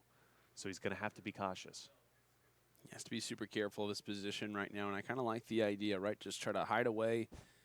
He ended up losing A60, I think, somewhat early on. I want to say that his teammate was taken down, and the player who took him down only had like 0.26 hearts left. So, and there we go, another player taken down, and more specifically, that was Bajan, right, who gets taken down by Vicstar. So great work from them, and the Slays are only going to continue. We've got Vic, we've got Skeppy, XQC, Moxie, everybody in the conversation right now as Moxie falls and nearly following it up with a nice little bow shot.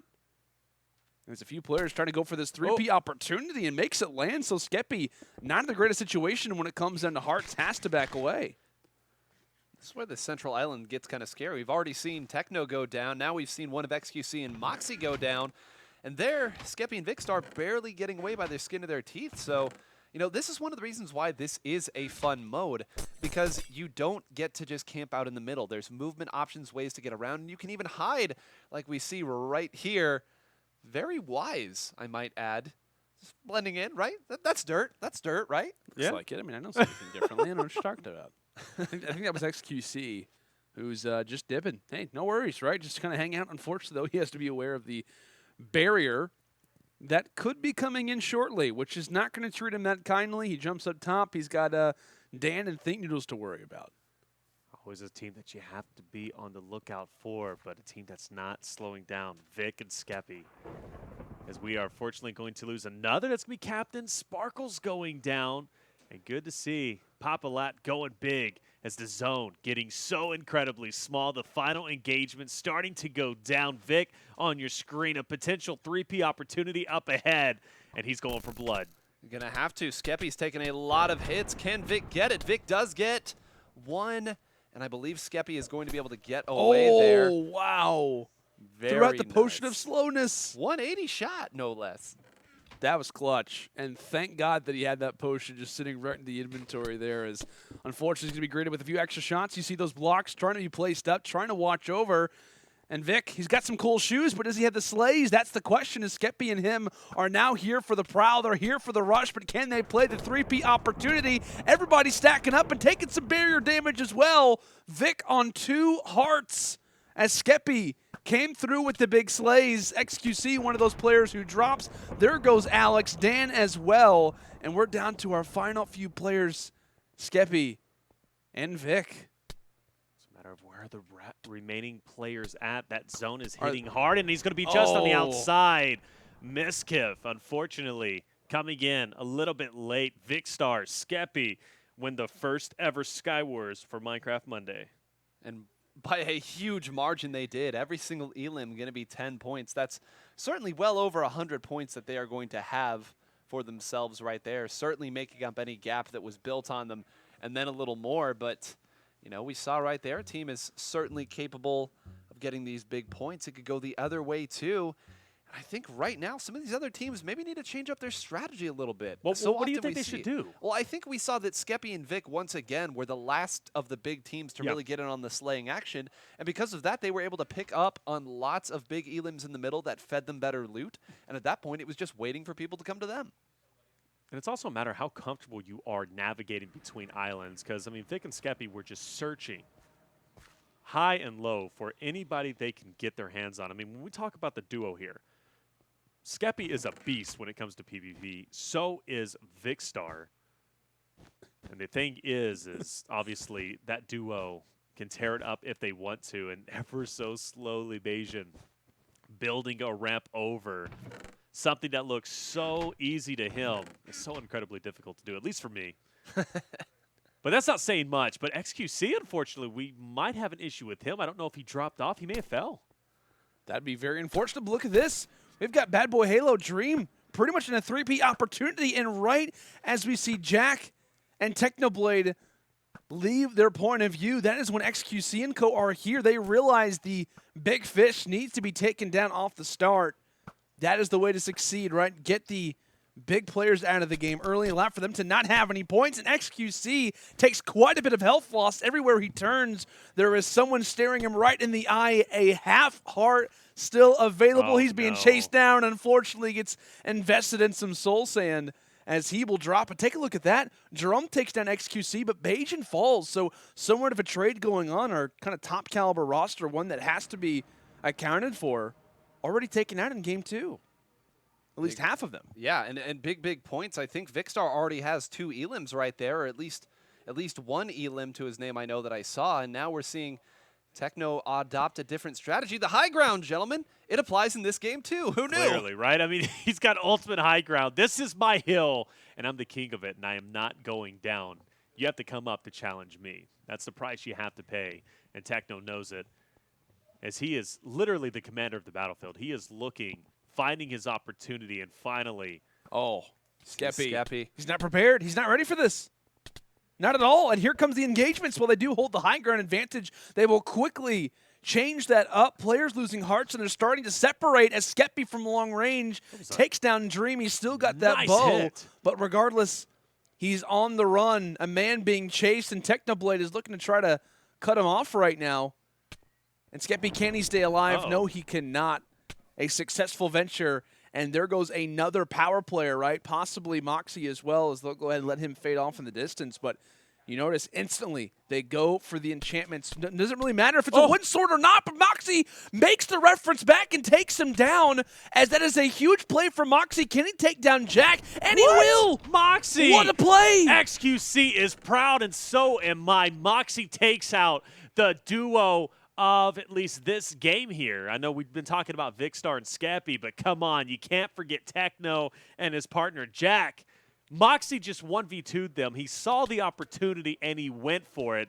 Now he's going to get an enchanted diamond sword along with that an enchanted bow, and he is going to be kitted up, but fills it now. His attention onto a player up top. He runs away, unfortunately, not able to connect the arrows. He's not able to solidify the win, but Moxie, once again, potential 3P opportunity. There's that building skill. like Talk that. about that little mobility, and that's why this is such a fun mode. And now Moxie here, like you said, sitting on the diamond sword, has an ender pearl as well, sitting real nice, just waiting for his opportunity to move in and get some of the elims on these stragglers, and I think he's found one. And, you know, if he is somehow able to slay out or even get 2 or 3 more, I think XQC going down is no big shakes, really. I think that you have perfectly made up what you would have been able to do as well. And more importantly, every other big team has already lost a member too. So this is truly 1v1v1v1. Philza, you got to be careful. Throws out a potion, 1 heart. He's just going to go ahead and How does no observe. one see me here? Oh, he's so lucky at What? this point. Trav's just like, nah. What? Travs? Okay.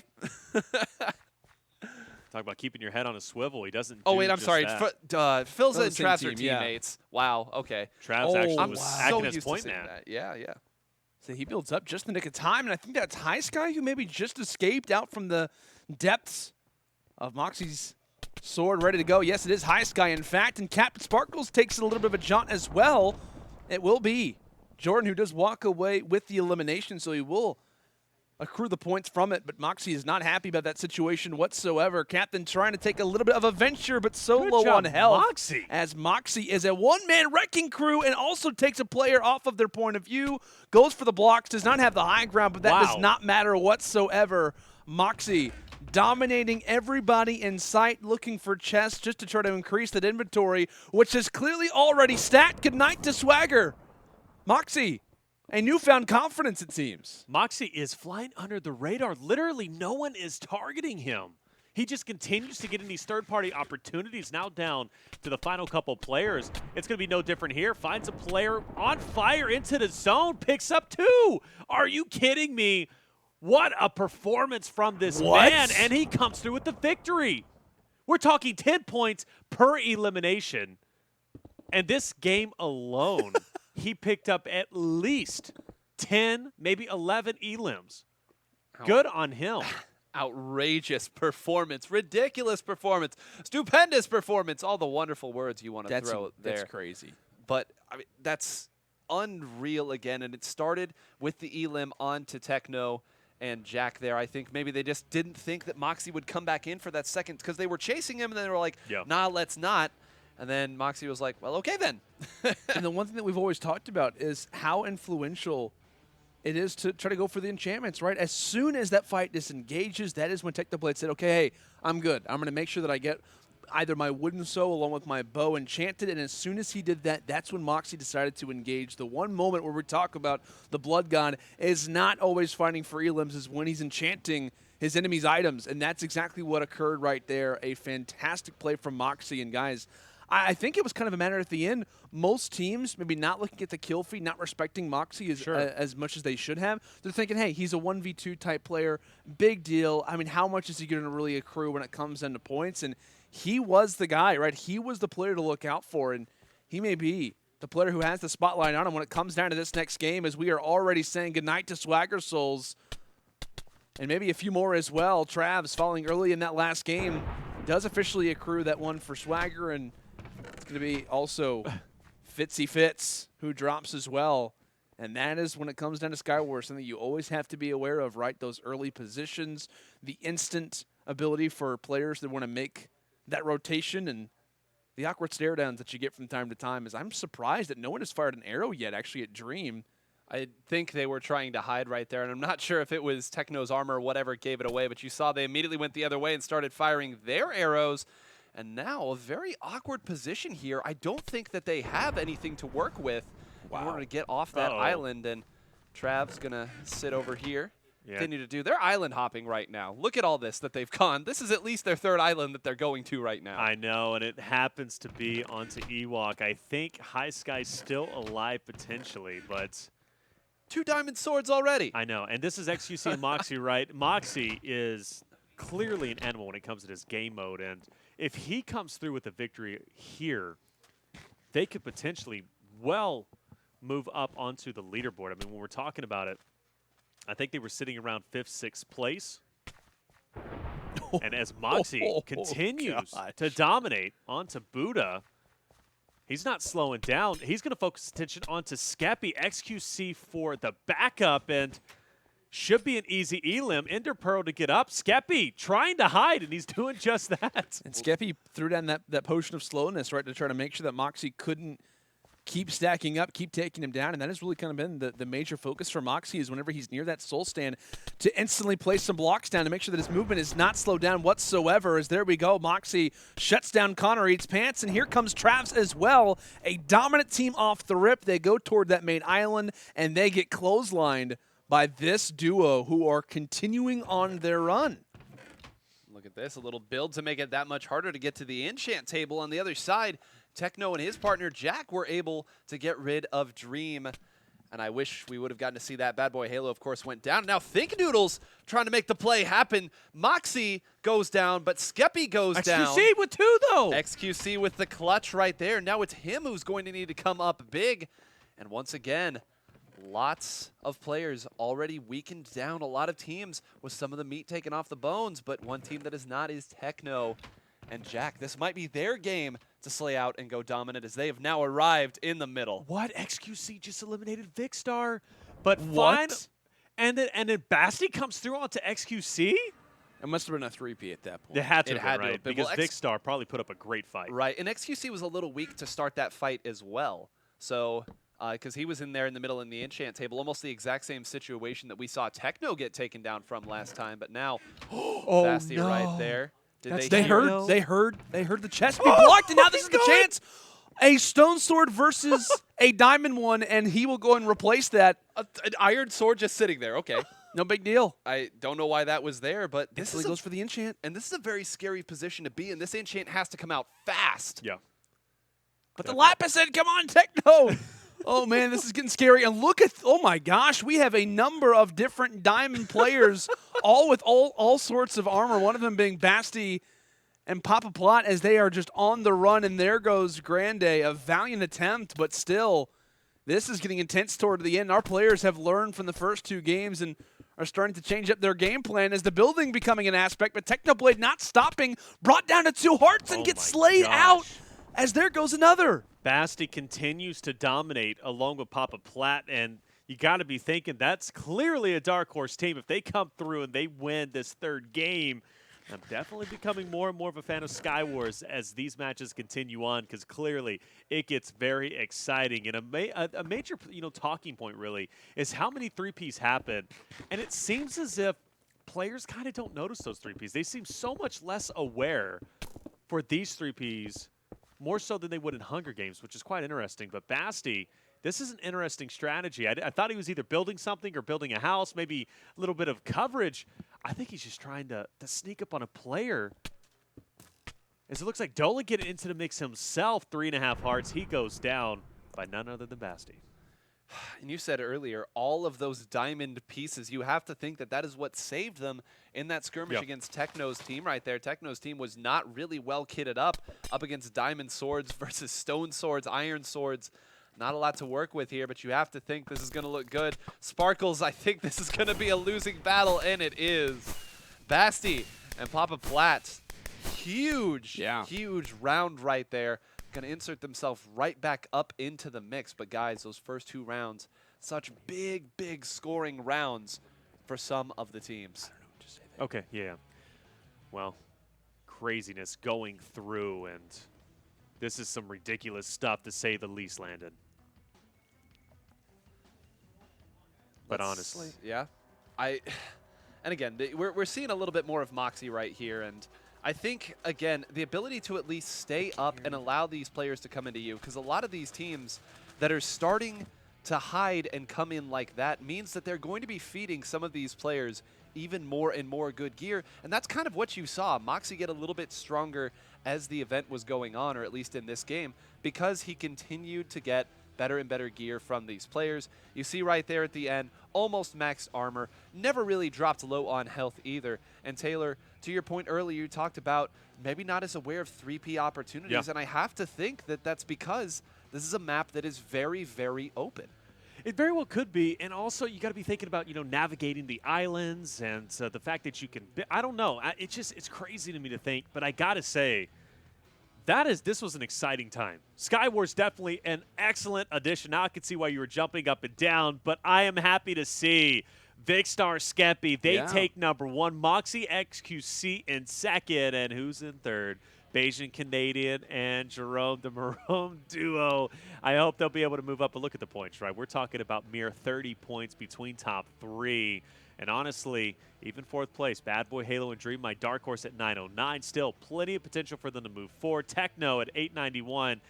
It's so close all the way down. It really is, right? I mean, all these teams just within not really a crazy amount from each other. We see Vikkstar and Skeppy, like we said, 1,041. Moxie and XQC just holding up that 2nd place position. And my goodness, we were talking about their kind of expectations coming into today, what we really kind of expect from them, what could they really try and provide. And unfortunately, they sit in 2nd, but I know that that's not where they're most content at, right? They want to try to get as far as possible. But guys, I think we're getting ready to head in toward our next game mode, somewhat of a different map, right? But I think we're going to be heading towards some TNT runs. So this is going to be a fun one to look at. But you see how small the course is this week. It's so tiny. It is. This is very minuscule. All of our expectations are going to immediately be thrown out the window. Look, everyone's already almost here on the 2nd, some even on the 3rd level. So, you know, it looks like it expands as time goes on. It does. It does. That's what it looks like. So good on them. But surprise, surprise, Vikkstar sitting up on top.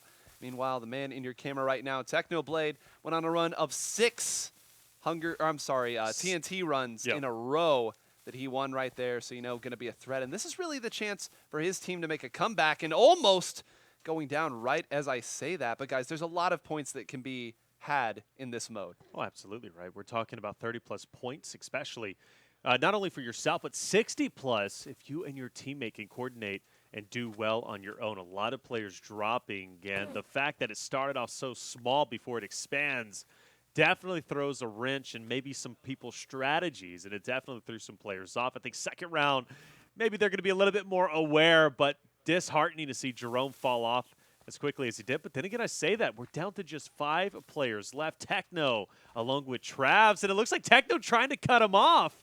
Travs just to his right.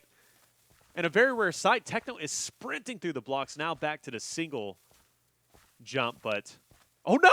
Techno! What? Did they both land on that at the same time? How did and he he's win? won it. This man, I don't understand if they both landed on it at the exact same time to survive with that. But my goodness, talk about coming up clutch for yourself at the beginning. And my, oh my, what a great way to start it off. Trying to start the streak up again, and it looks like it was High Sky versus Techno right there, and says it was me versus Techno at the end. So, hey, we wanted to see High Sky. How about that? Dueling with the Blood God himself. Yeah, good on High Sky, right? Kind of getting into the mix, and, I mean, it's a bold move, Cotton, to kind of go against Techno, but really, I think the blocks fall where they lie, and really you have no choice. But with that being said, a man on your screen, Bad Boy Halo. Very curious to see if he can get some points up, right? Because this is a man that I've been wanting to see for quite some time. And he doesn't do too bad, right? Bad Boy, typically Skeppy. He's a two-time champion. Everyone talks about Skeppy. Yeah. This man has 2 golds as well. Exactly. And I think being paired up today with Dream, I think it's going to be good. I mean, 4th place, nothing to sneeze at, right? I mean, he is doing considerably well, and this is opportunity to do even better. XQC, though, still on that 2nd level. Good stuff, right? I mean, we talked about this player. Oh no! Just as we start to highlight him, he falls. As you got to give some props, though. He was kind of utilizing that same kind of slow block strategy that we've been seeing a number of different players start to implement, as there goes bad boy Halo. So, my goodness, players beginning to drop, but who remains consistent? It is Technoblade, still hanging on, and quite a few blocks just ahead. As what we are down to our final 8 players, and there goes one of them, Dream. Falls, Moxie still alive, and just as we start to call them out, they begin to drop like flies. XQC, the next PvP runner coming out, Ewok says. And Techno, again, is he starting another dynasty? If we could call it that, Landon. I mean, is it a dynasty for TNT Run? It's got to be somewhat there, right? I think, Nine. We gotta call it something. And he says in chat, "I will never chill." But it's remarkable. Earlier we talked about how it just seems like when Moxie was going on those tears, nobody realized that there were 3P. How does Techno always have an entire half map's worth of real estate when it gets down to top 10? I don't understand how he manages to conserve his blocks in the way he does. I think it might be because he literally doesn't focus on anybody. Like, you notice everybody kind of plays the Tron race where they're trying to cut somebody off and drop them down. Techno is just kind of doing his own thing on the edge of the map, you know, hopping on single blocks at a time. He doesn't really sprint, but, you know, very rarely. He's got it down pat. As I got to say, a lot of players stayed up top quite well. They were up there for quite some time. Bayesian Canadian, bottom level. Couple players up top. He is sprinting a lot, and that opens you up to making yourself vulnerable, potentially dropping down. But overall, he's going to be okay for the time being. XQC, though, does bump into him just a little bit, but for the time being, he's doing all right. But I am getting worried. He needs to do the single block strat pretty quickly. Yeah, right. Starting to lose quite a bit of that valuable real estate. Skeppy also kind of hanging out toward that middle section. And the one problem, the reason why I bring up Skeppy is that whenever you lose some of these mid blocks, that's going to allow for some awkward rotations. And yes, we're talking about rotations when it comes in a TNT run. You've got to be aware of your position. You've got to be aware of the real estate that you've rather possess. And Techno is still at the second layer, guys, and having a pretty joyous time at it as well, hanging around this column and making it look simple. This is really on him, right? He has enough blocks to outlast pretty much all of this, though I will say if they're able to stay alive long enough, Techno might not have a spot to jump down to. And I think Skeppy's the only one who really has the real estate necessary. Can he throw the explosive? He's going to throw it over there, and he's going to secure himself a top 2 spot. You saw it went from 3 to 2, and now it's Skeppy and Technoblade. Skeppy has all the blocks to work with. Techno runs out. Skeppy! Skeppy gets the win, and we talked about it, right? All those blocks that Techno had up the top were nice, but he didn't have a spot to jump down to, and it was just a matter of if Skeppy could stay up long enough for that to finally come into play, and it did. Yeah, good on Skeppy, right? Skeppy coming through, taking over the victory. We've seen him time and time again also win not only Spleef, but come through on TNT Run. So the fact that he was able to win that, good on him. Yeah, right. You got to give him some props for that ending placement, but still holding on to that top position. We've got to give some props, right? It's constantly kind of changed up, but Vicstar and Skeppy currently hold the most valuable prize, 1,196 overall score, followed up by Bayesian Canadian and Jerome, Moxie and XQC in that third place position, and a very motivated Technoblade after a dominant TNT run there with Jack. Guys, some interesting placements, some interesting kind of moments going on right now. Definitely so, and I got to say the action is going to heat up even more and more. But when we come back, we got our final 3 games, one in a chamber, Spleef, and Hunger Games. Don't go anywhere. We'll be right back.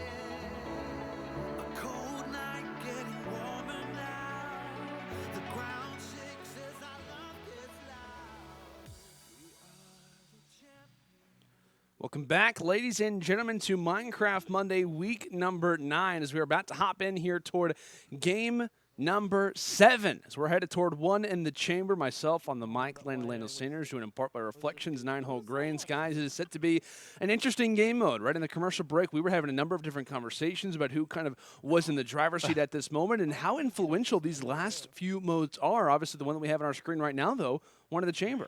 Yeah, it's obviously getting intense. I saw Ewok had an opportunity to kind of chat and was just like, clearly getting gunned down left and right. Now, this has been reworked a little bit, the map. I know there's no fall damage. On top of that, spawns have been reworked because last time spawn traps was pretty crazy. But you look at that elimination feed on your left-hand screen, and it is crazy to say the least. But we're going to see just how crazy it is, and I think we only have 2 kills, as unfortunately missing a shot onto Swagger, I believe that was. But Fitz obviously knows his way around PvP, but one of the chambers, a beast of its own.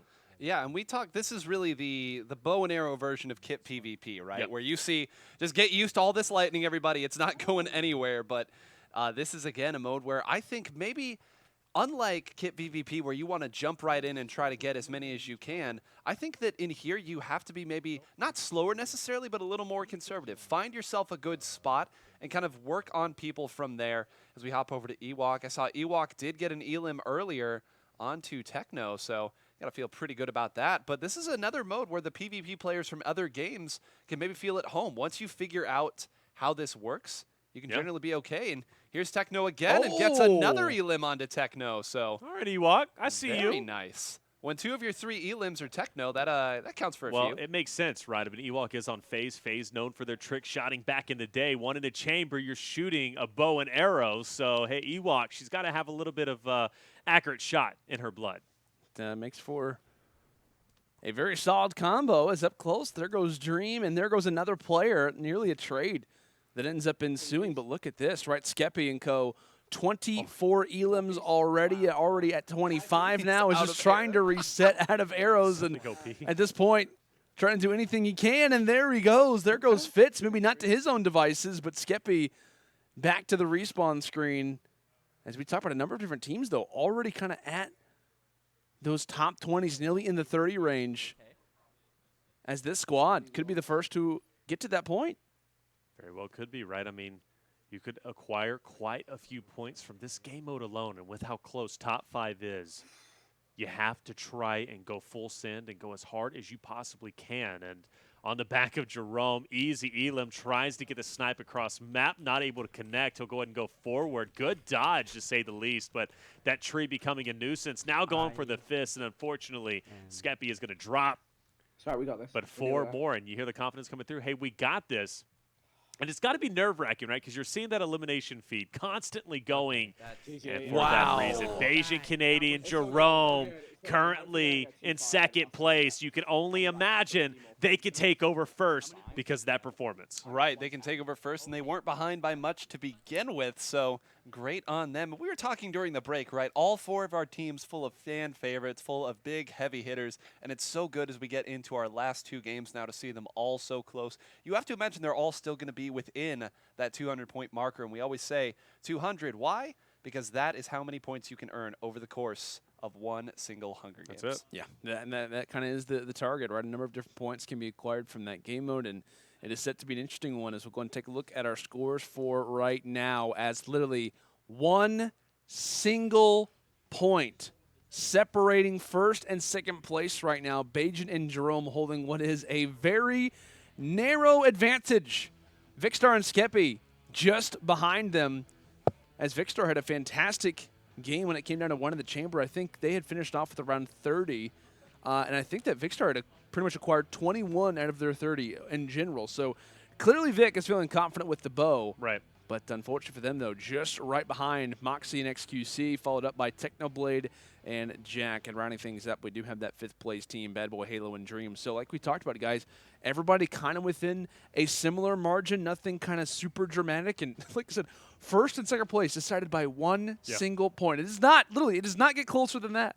So the only thing now, we head into Spleef, our 8th game before we head into, of course, Hunger Games there on corrupted SparkCity. And one thing that I have to be thinking about Spleef, We're looking at top 5. Vicstar, Skeppy, obviously Bayesian Canadian Jerome in first. Moxie, XQC.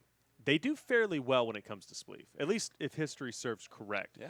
You're also looking at Techno, though, in fourth, and Techno knows his way around Spleef. So as long as Jack can perform well, they can move up maybe potentially top 3. But one team that I want to look at is Bad Boy Halo and Dream.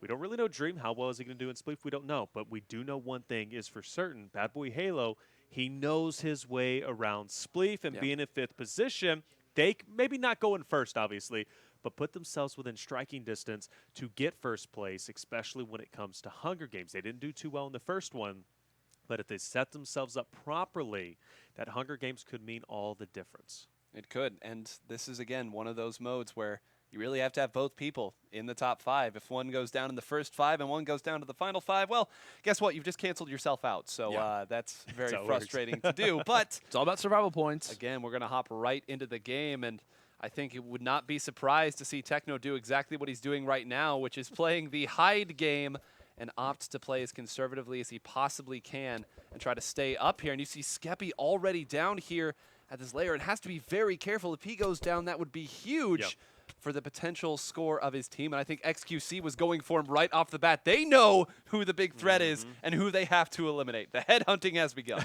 And I think this is kind of becoming a major factor, as we've discussed, right? Holding on to your life. You drop early in any of these games with how close the score lines are, you could start to fall into that situation where you're brought in with 40, 50 points, which could be the difference. And Skeppy got a little bit too close for comfort on the edge, ends up dropping, as that is a massive person to lose at this point in the game. We talked about, like I said, how similar the scores are right now. Yeah. I think that was someone trying to go for Jerome.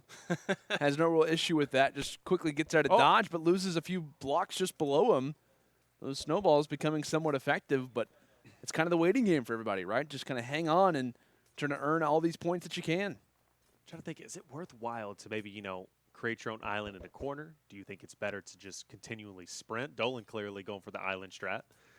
But you looked at, Bayesian, he was kind of running through the map, trying to be a much harder target to hit. You open yourself up to a snowball coming just in front of you, breaking the block, and then, of course, you dropping down. But kind of running around does benefit you. And just up top, who do we have up here? Got Technoblade. Yeah, and Captain Sparkles. With the cape. Yep. Captain Sparkles up top. And Techno. Who Deadly. else? And to kind of, follow up on your point there, it's in terms of should we hang out on an island? Should we just kind of survey? I think your main focal point should be on to not engage, right? Because you're just going for survival points. You start to kind of get in the mix, you enter in toward the middle, you start to kind of ruin things a little bit. But I don't think that you should invest yourself solely in just one individual island, because that's where the, certain plays can kind of be made. Your instant structures below you can be destroyed. So I think it's a matter of kind of doing what Vicstar is right now, right?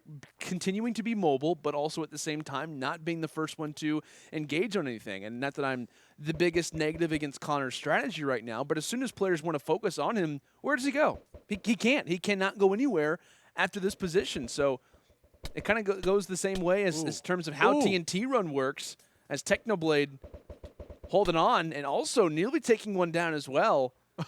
But this is the strategy, right? Hanging on, staying alive, and not engaging, much like we see in TNT Run.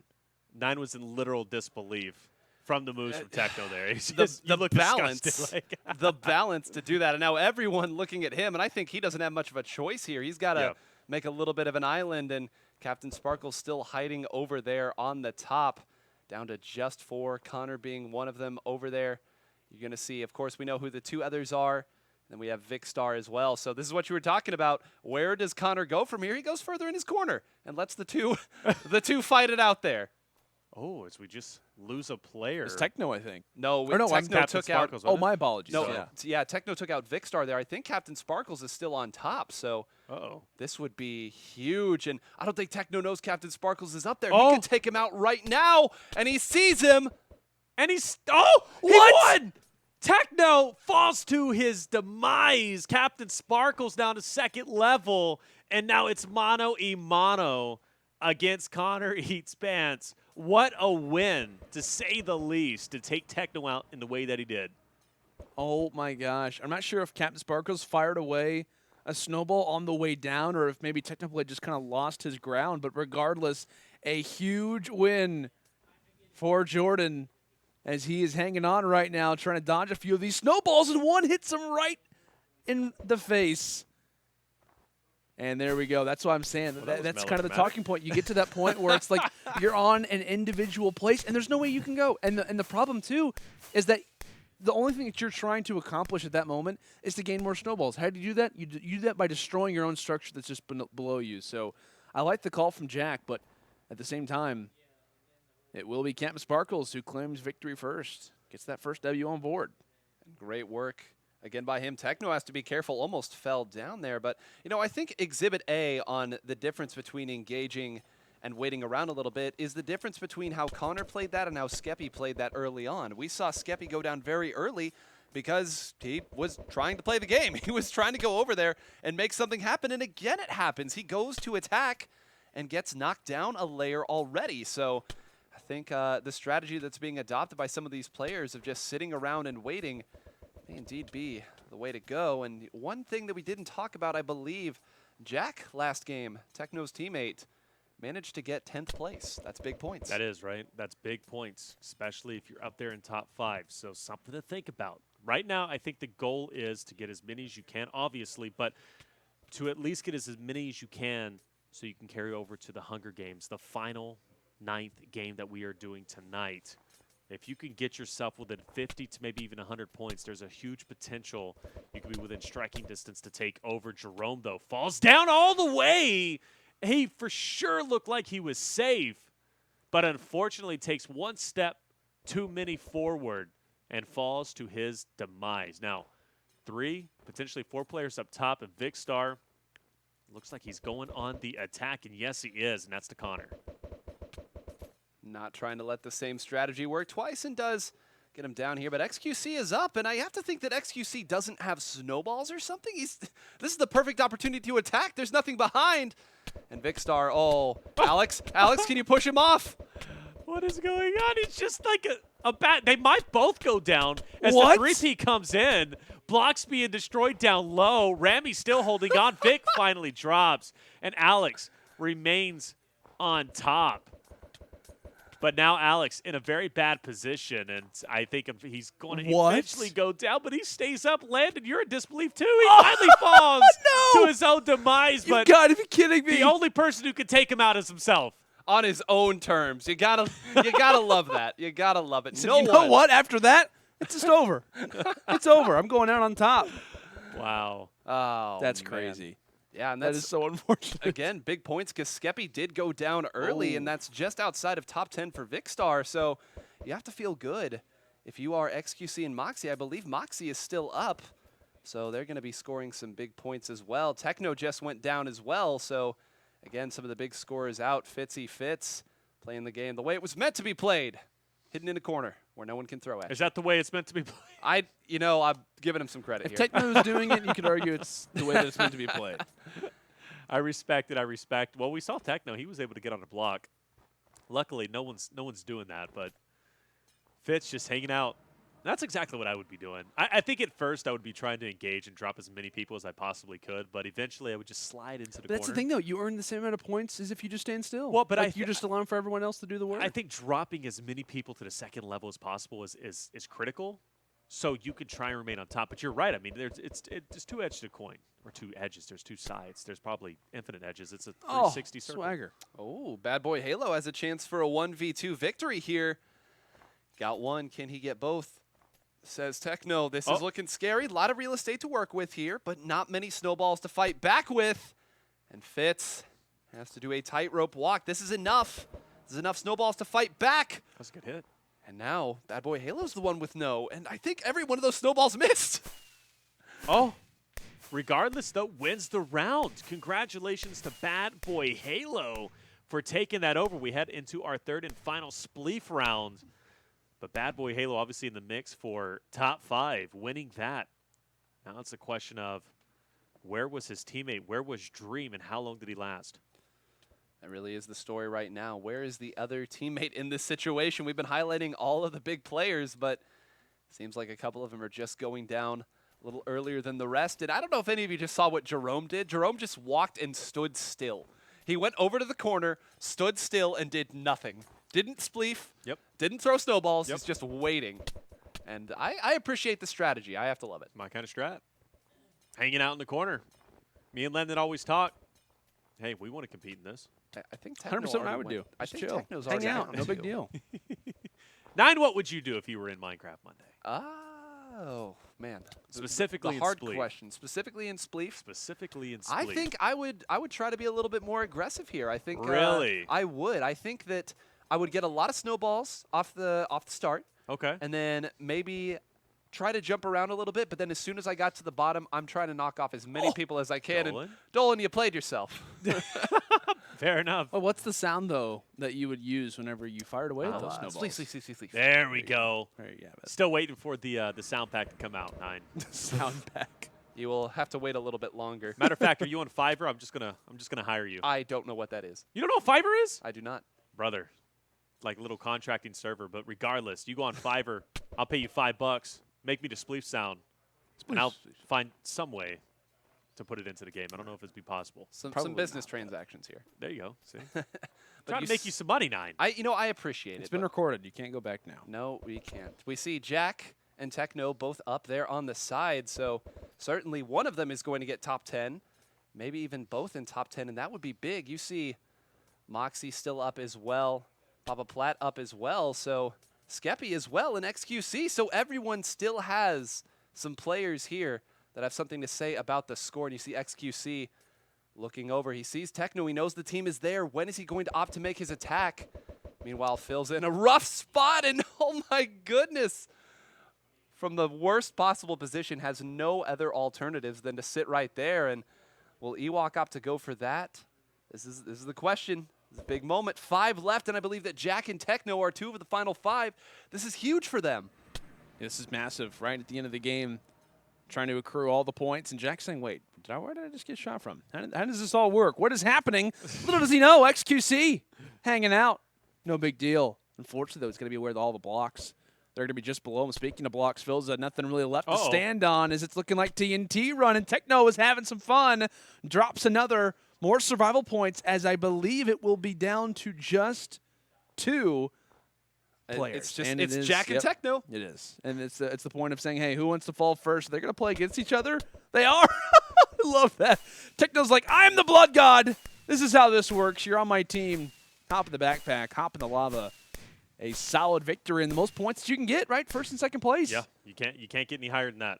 Good stuff coming out from them, and going into this game, they were doing fairly well on the leaderboard. In fact, they were at 4th, so that's going to be at least 60-odd points that they are going to accrue going into Hunger Games, which happens to be Techno favorite game to play. But now you got to be asking yourself, was it enough for Marome to stay on top? Vicstar and Skeppy as well. Moxie, XQC. It's a matter of top 3. That's usually what it boils down to. And I'm curious to see what's going to end up happening. But regardless, going into this final Hunger Game, the tension is high. You could cut it with a butter knife. It's not very sharp. What? But regardless, you could cut it with a butter knife. A hot knife through butter. So there thick you go. you could cut it with a butter knife, a.k.a. not thick at all. But Landon, what do we see? Yeah, we got a very, very, very close top 2 right now. Beige and Jerome, 1459, just below them. Vicstar and Skeppy, 1452. Moxie, XQC, Technoblade, and Jack still a decent amount away in terms of the combination or the difference in terms of that first and second. But, man, we got some close finishers right now. We've got first and second next to each other, third and fourth, just a few points away as well. But like we talked about, when it comes down to Hunger Games, you focus up, you get points early. Those massive advantages start to diminish a little bit. They start not to be as fruitful as maybe you once have thought. So I think it's fair to say, guys, our top 4, our top 5 still right now all have the ability to come out with a W. Definitely so. And this is why I like the mini games, because it keeps it so incredibly close. Going into, I think, Hunger Games, our last one of last week, I think there was a huge point gap, if I'm not mistaken, like by at least hundreds. Yeah, it right was, between top, number 1 and obviously number 5, even number 1 and number 3. Yes. Now going into it, it's a matter of how close is it? Well, it's very close. I mean, we're talking mere 40, 50 points between a couple of them. Mm-hmm. I'm not a scientist. I'm no mathematician, but I think it's pretty close, 9. It is really close, and this is where the RNG comes into play, right? This is where what you find in that first chest could change everything, right? Let's imagine one of our top 2 teams goes for the chests. They don't find anything. They don't find a good weapon. They're stuck with a wooden sword, and they run into one of these other top teams. If one of them goes down, that's it. That is really it. There are too many points to be made up here if you are the teams in 3rd or 4th place. And right now, Spark Apocalypse. I have to think, what is this? This is more trees, looking a little bit like just a cityscape after the people have left. Yeah, seems to be that way. Here we go. Game 9 of week 9. It's about to get crazy. It's about to be interesting. And take a look at how many people took a little bit of extra time in terms of middle. They wanted to try to go for those items. And it looks as if Jerome, keep in mind, that 1 diamond already has some sticks, so he could be at a diamond sword before we even get out of the first initial beginning of fights. But like I said, a number of different teams to look out for right now. If you are watching at home, just joining us, I mean, really our top 4, top 5 teams all have the ability to come out with W's. So be looking out in that kill feed. Bajan and Jerome, Vicstar and Skeppy, Moxie and XQC, Technoblade and Jack, and even Bad Boy Halo and Dream. Our top 5 squads right now, as we're looking at one of them, right? Skeppy and co. Trying to do all they can, trying to hold on to their 2nd place finish, as they were only within 7 points of that 1st place. Just 7 points, that's it. Just 7 points. 7 points. If you were to be eliminated early on, definitely would hurt. But good to see Moxie already picking it up onto Big Muscle Man. Philza 2 able to get an elim himself. So the action is already heated up. We see our first team is going to go down, and Vicstar, one of the guys who's able to pick up at least a couple himself. So it's good to see the top fraggers still fragging out.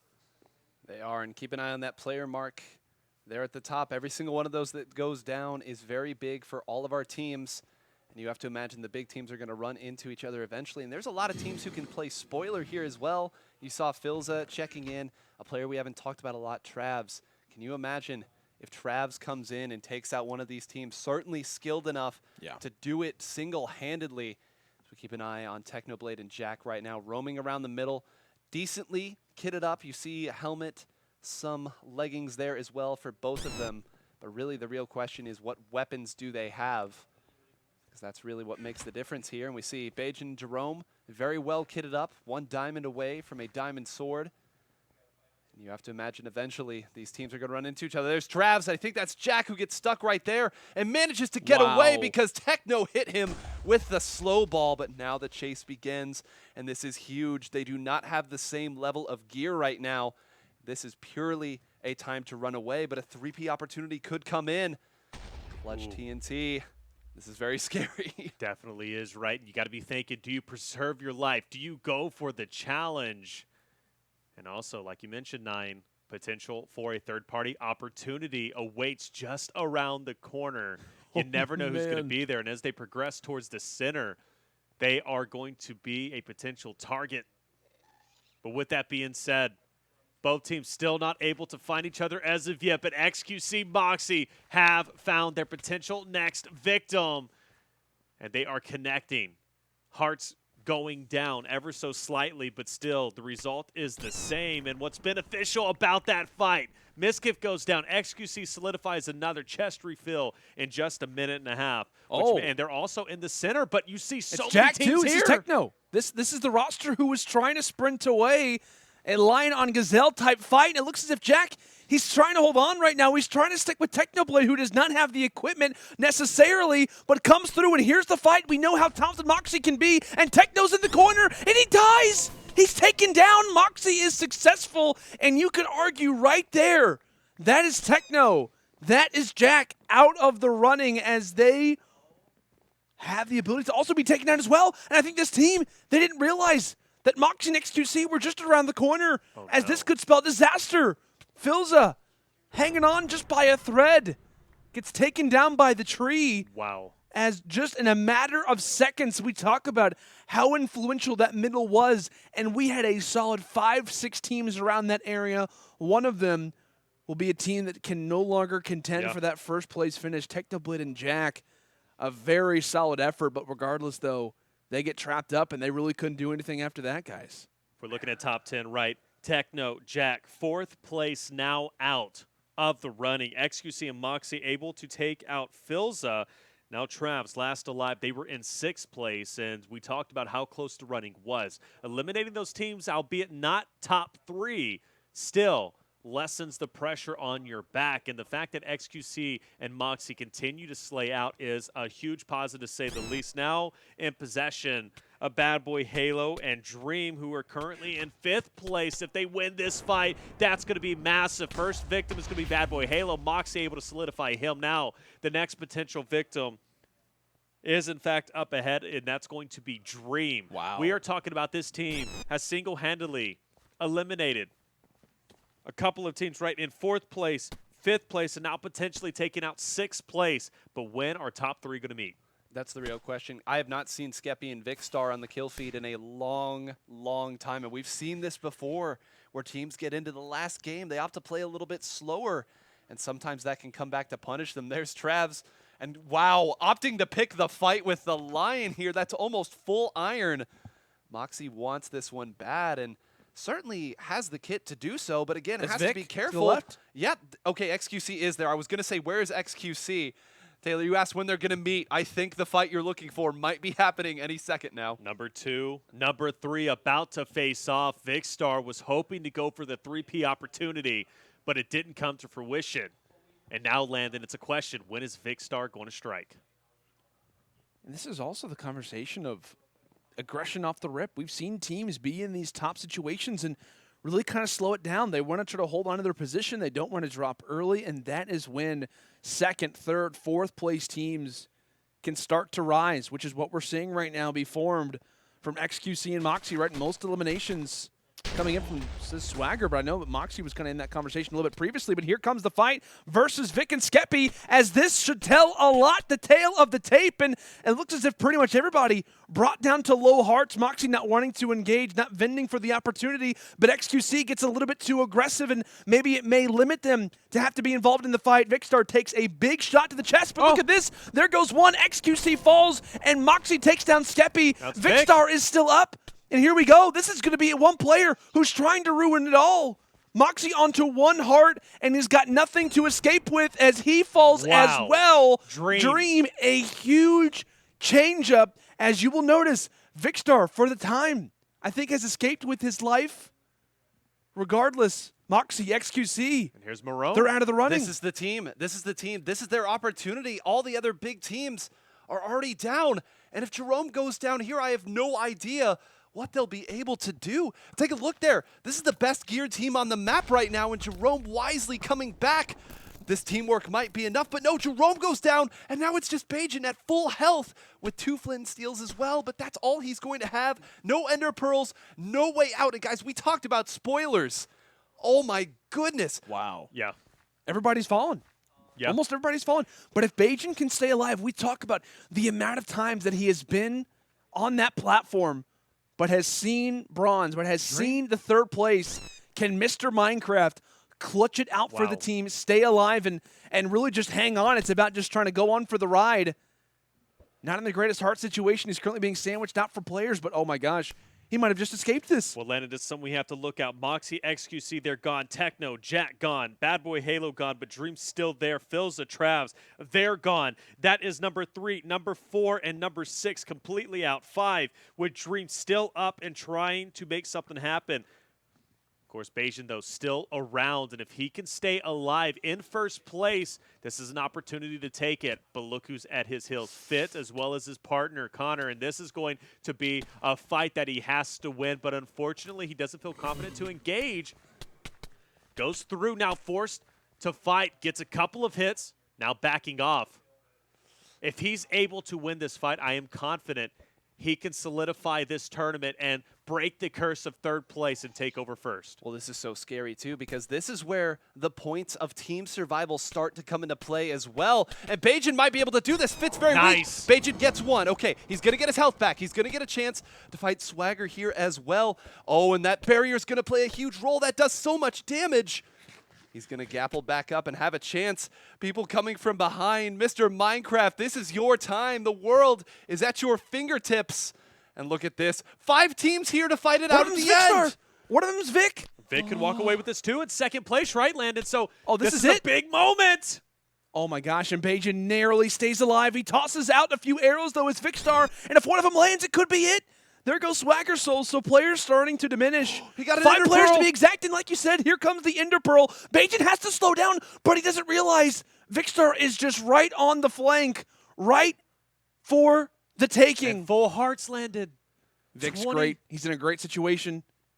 Here comes the fight. Here comes the situation. They have to engage, and here we go. Here comes the situation, and Vic totally clotheslines Bajan Canadian, but is it enough? We got to talk about this. Vicstar by no means is in the driver's seat as of this moment. Granted, he takes down what is the top caliber squad, but if he takes down everybody else, this may be what he has to do, guys. Landon, he may you have to take down every single player. We talked about it going into, right? First and second, Bajan Canadian and Jerome against Vicstar and Skeppy just within 7 points of each other. Vic very well could have just taken this. Captain Sparkle's going to drop, and Bassi has been tearing it up. He eliminated a top couple of teams.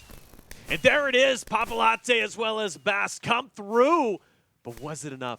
Did Vicstar secure the victory? That is the question you have to be asking. And the final scoreboard is going to tell the tale of the tape, but so incredibly close. They were within 7 points coming into this game. But don't forget, XQC and Moxie slayed a ton of teams out. And that's a ton of points going their way, too. And not to mention, they were in third. Granted, 100 points down. A little over 100 points from first, but so incredibly close. And definitely a nail-biter till the end. Bajan Canadian, was it enough to stay alive, or did Vicstar still first? Overall, that is the question. Nine, what are you thinking? I'm thinking that the bonus points that he got at the end for being the last one's going to be enough, and it is. You could see, well, sort of, Santa standing in the way here, but Vicstar and Skeppy, 15-22. Not even 30 points on top, guys. Just barely edging out Bajan Canadian and Jerome. Moxie and XQC a third place, topping their record of fourth place. Bad Boy Halo and Dream also narrowly edging out Techno and Jack Sucks at Life in fifth. But congratulations to Vicstar and Skeppy. Wow. And guys, Skeppy now has tied Techno with 3 overall victories there. So a big congratulations are in order. 100% right. They seem kind of parading around throughout the map, just going for a little bit of a victory lap right now. This is a roster who we talked about, could they kind of live up to standards? Could they be that one roster who last week kind of disappointed us when it came down to strictly Hunger Games? But this week, mini games, this is where they dominate. Bajan and Jerome, they improve on their third place finishes with second. Moxie and XQC improve on their fourth place finishes with a third place. As we'll now go and take a look at our 11th through 16th as well. Got to give some props right where they are due. Think Noodles and Dan TDM with the 11th place finish. We've got Ewok and High Sky, right, representing FaZe Clan, doing a great job in their first ever week, finishing out through 12th.